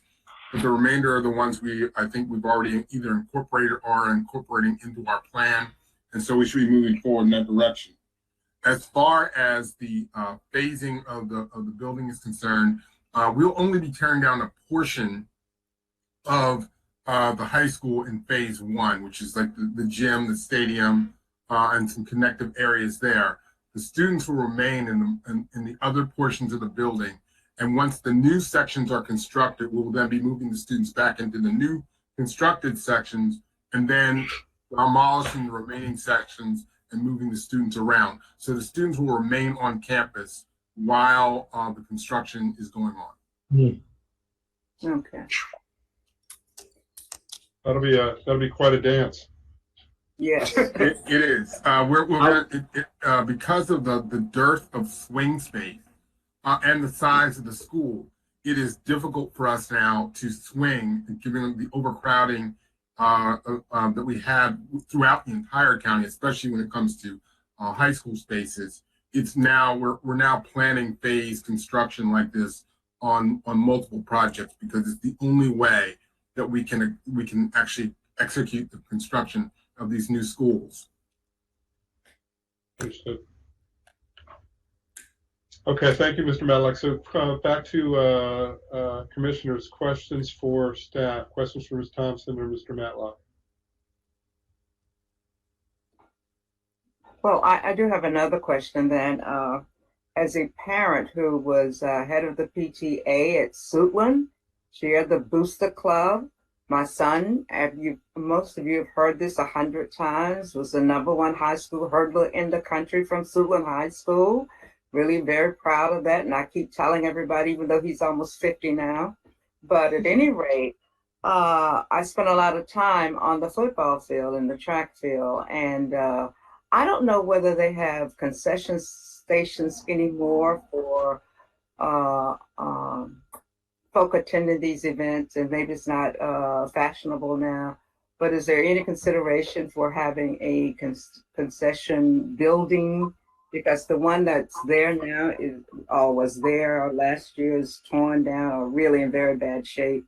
So I don't know whether that's part of a school plan anymore, or schools may not even be allowed to sell things anymore on football fields. I don't have a direct answer to you for that, but we do allow concessions in football stadiums that are most likely is incorporated in the plan, but I could give you a more detailed answer later.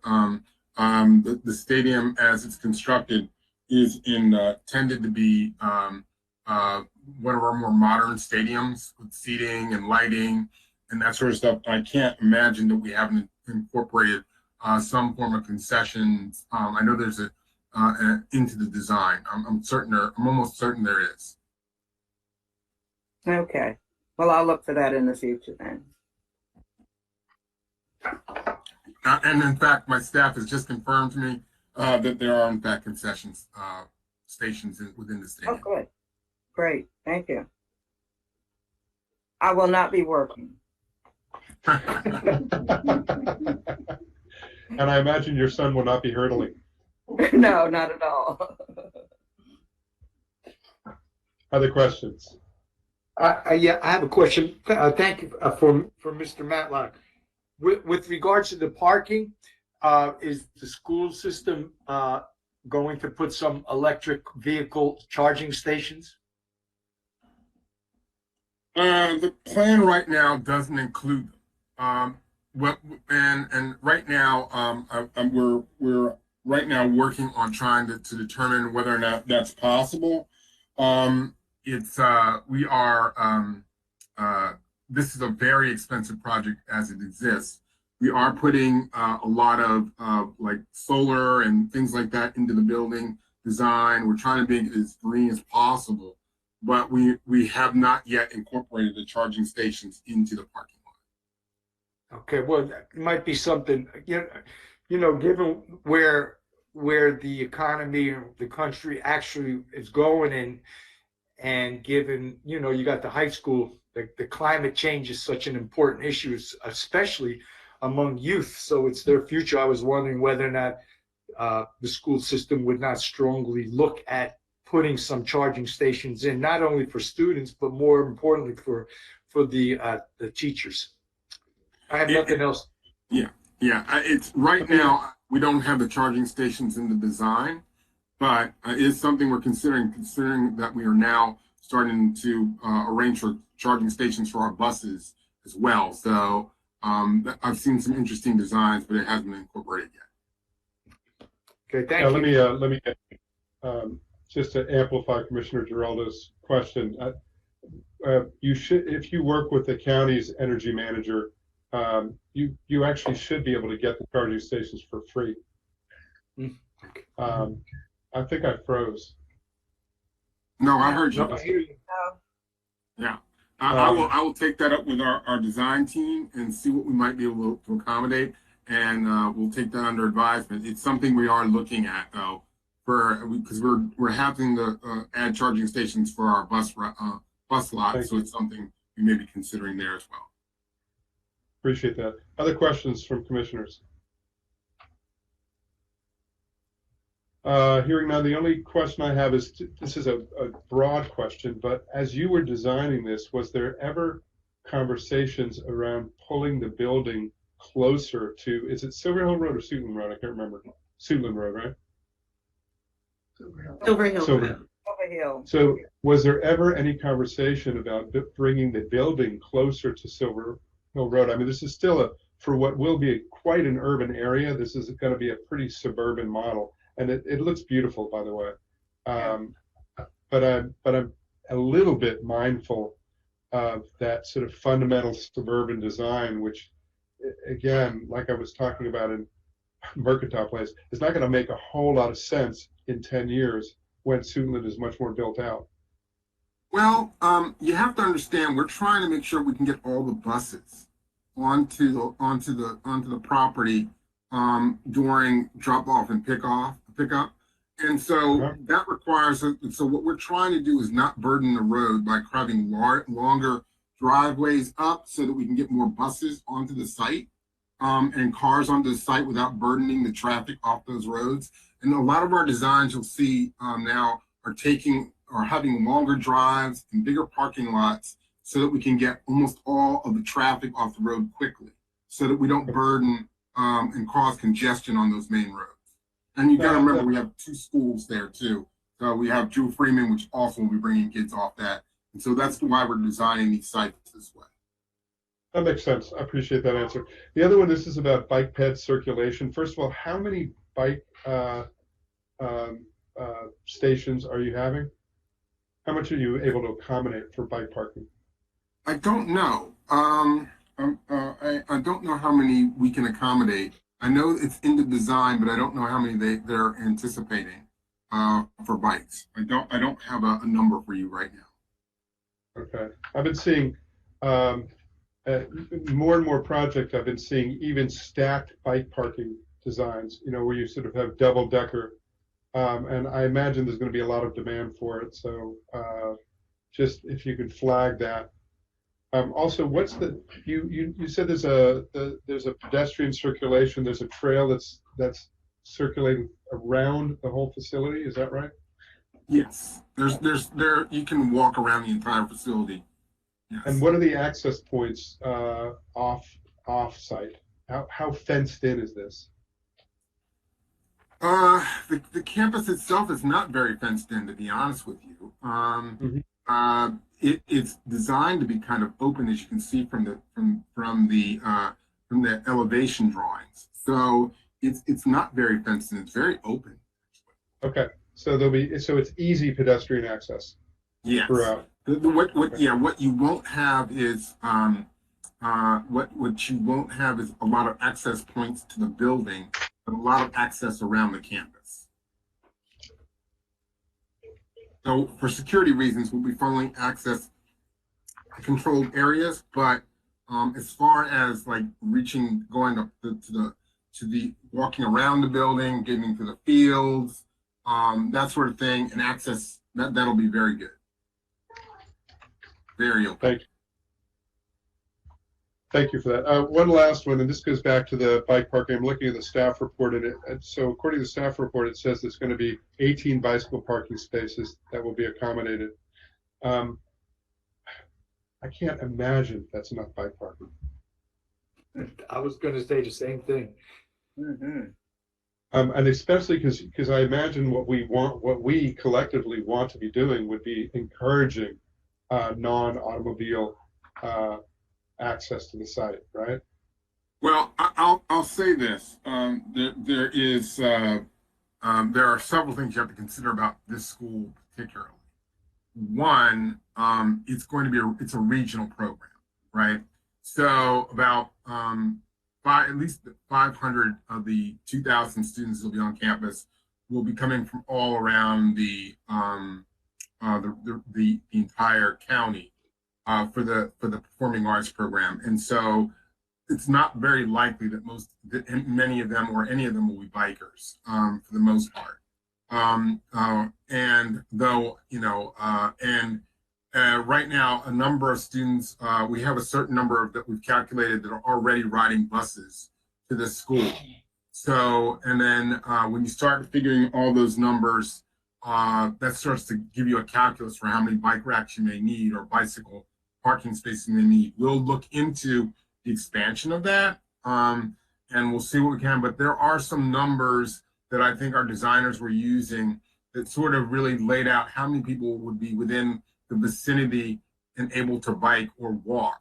And so not that we're discouraging biking, it's just we're looking at, the raw numbers of how many kids are bused, how many kids are walkers, and how many are attending the regional program that probably won't live within that sort of zone.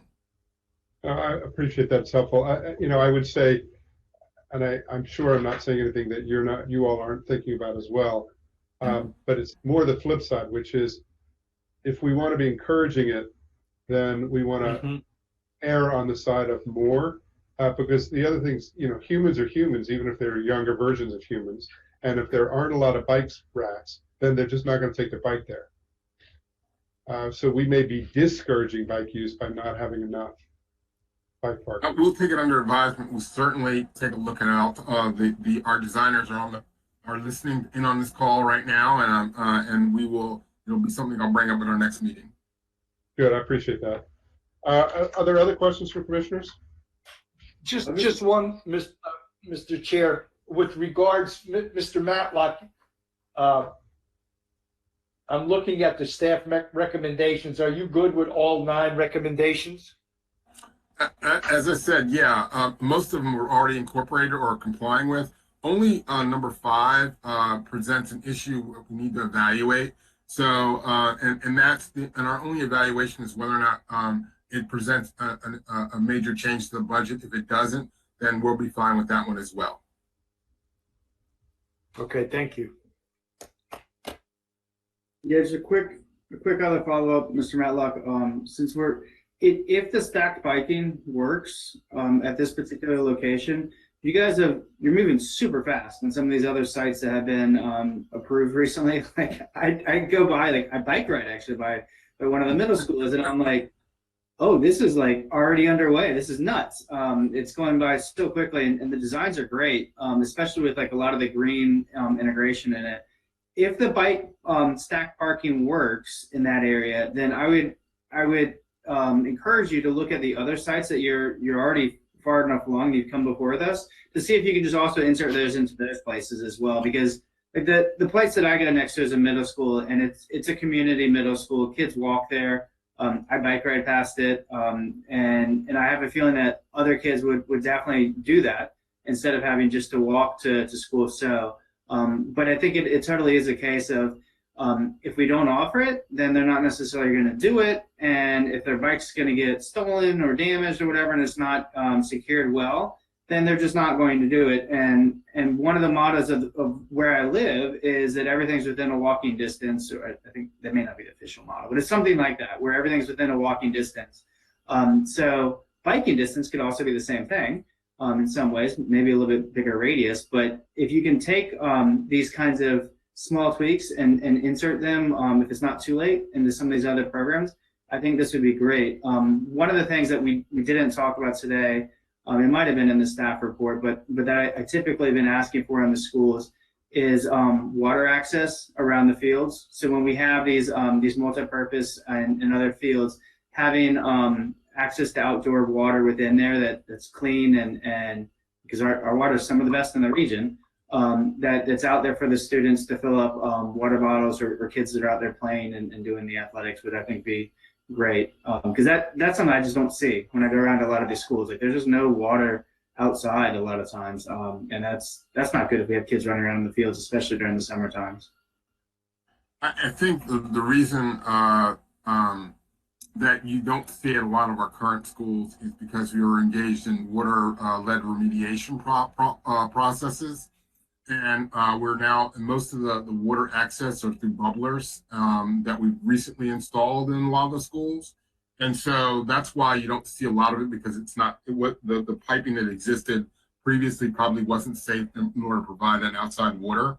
At this school that we're again, is new. My understanding is there will be outside water access for those buildings.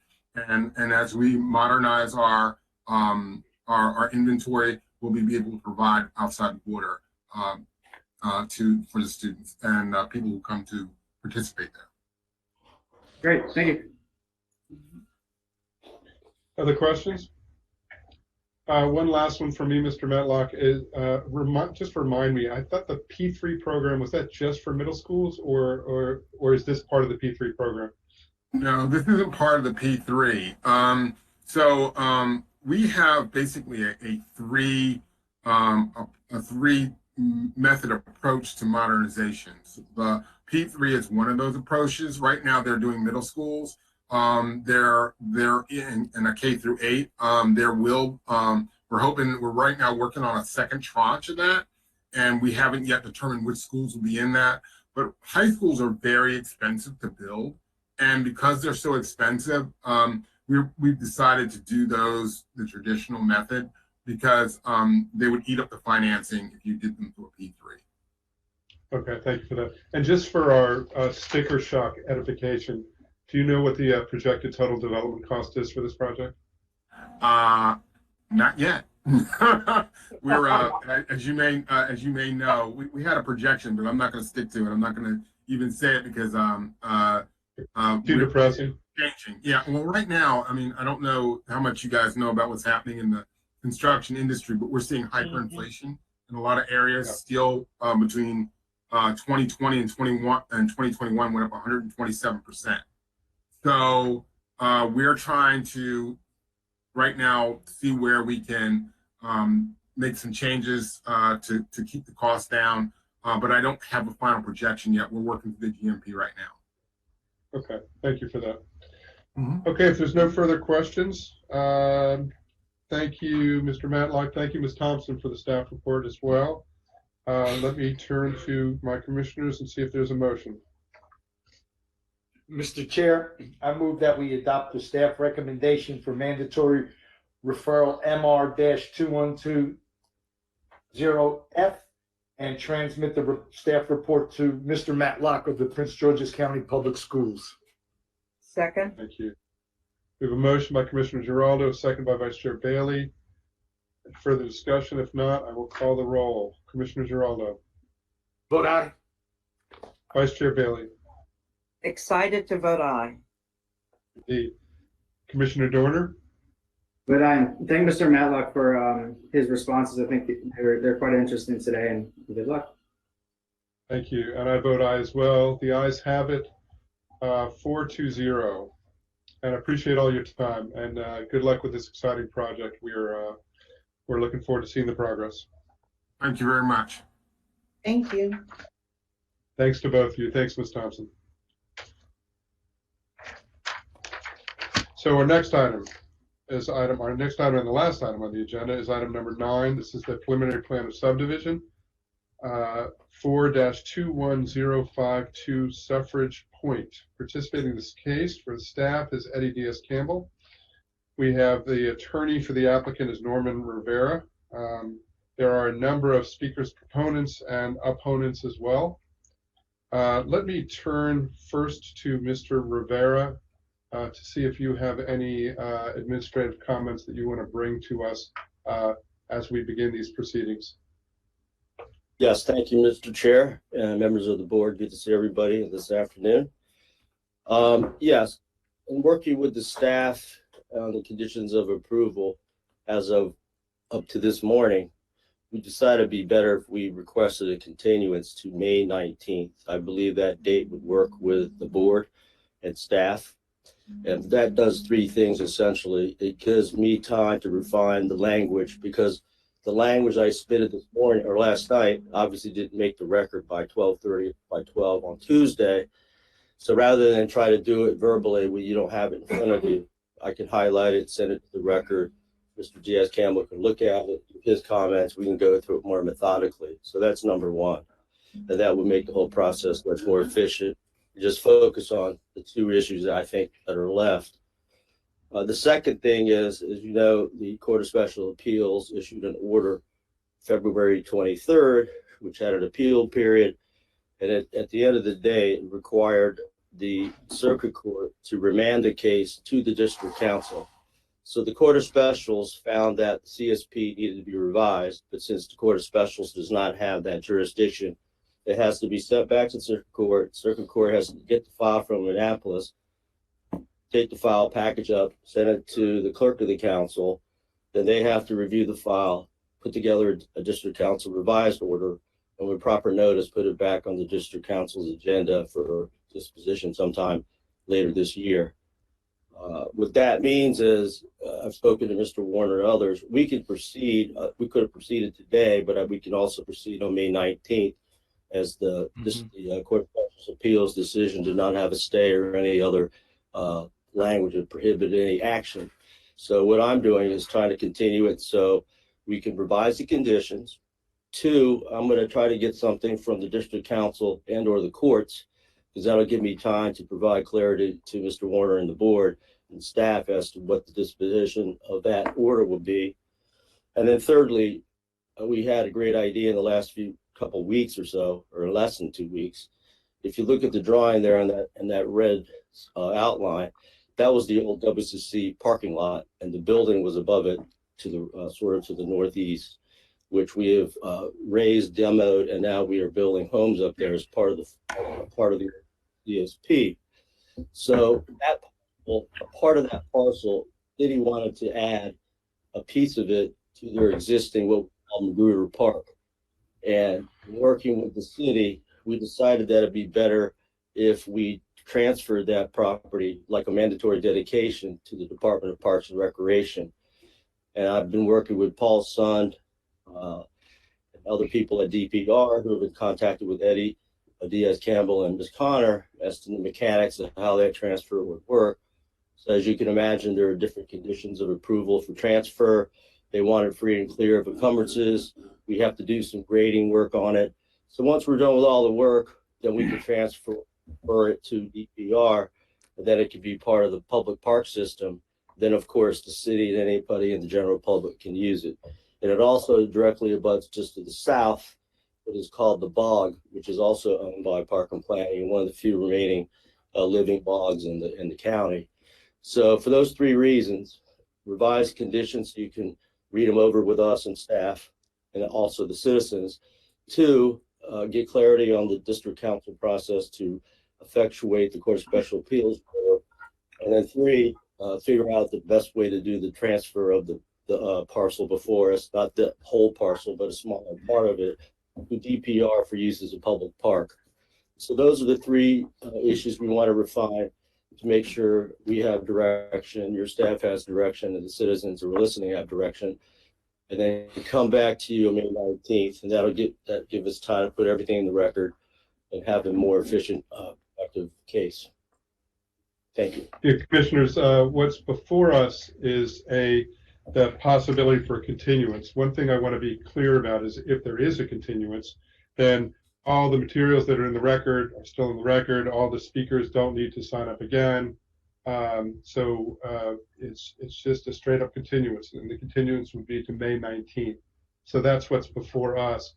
Mr. Smith, I see you have your hand raised. I'll give you a real quick second, but we're not in the public hearing mode. But if you have something that's going to be helpful for us very quickly, I'll grant you a little space. I appreciate that, Mr. Chairman. This will be helpful for the public, I believe, and for the city of Hyattsville. With this continuance, does the written record reopen would it reopen till May 17th, noon, May 17th? I believe the answer to that is yes. Yes, it does. So it actually provides more opportunity for more input. So thank you for that question, and the answer is yes. Thank you very much. Thank you. So again, commissioners, what's before us is a continuance until May 16th. Is it May I'm sorry, 16th? May 19th. Okay. Wait. May 19th, right? 19th. Mr. Chair, view of the request for a continuance, I move that we continue preliminary plan of subdivision 4-21052 to hearing date of May 19th, 2022. There's a motion.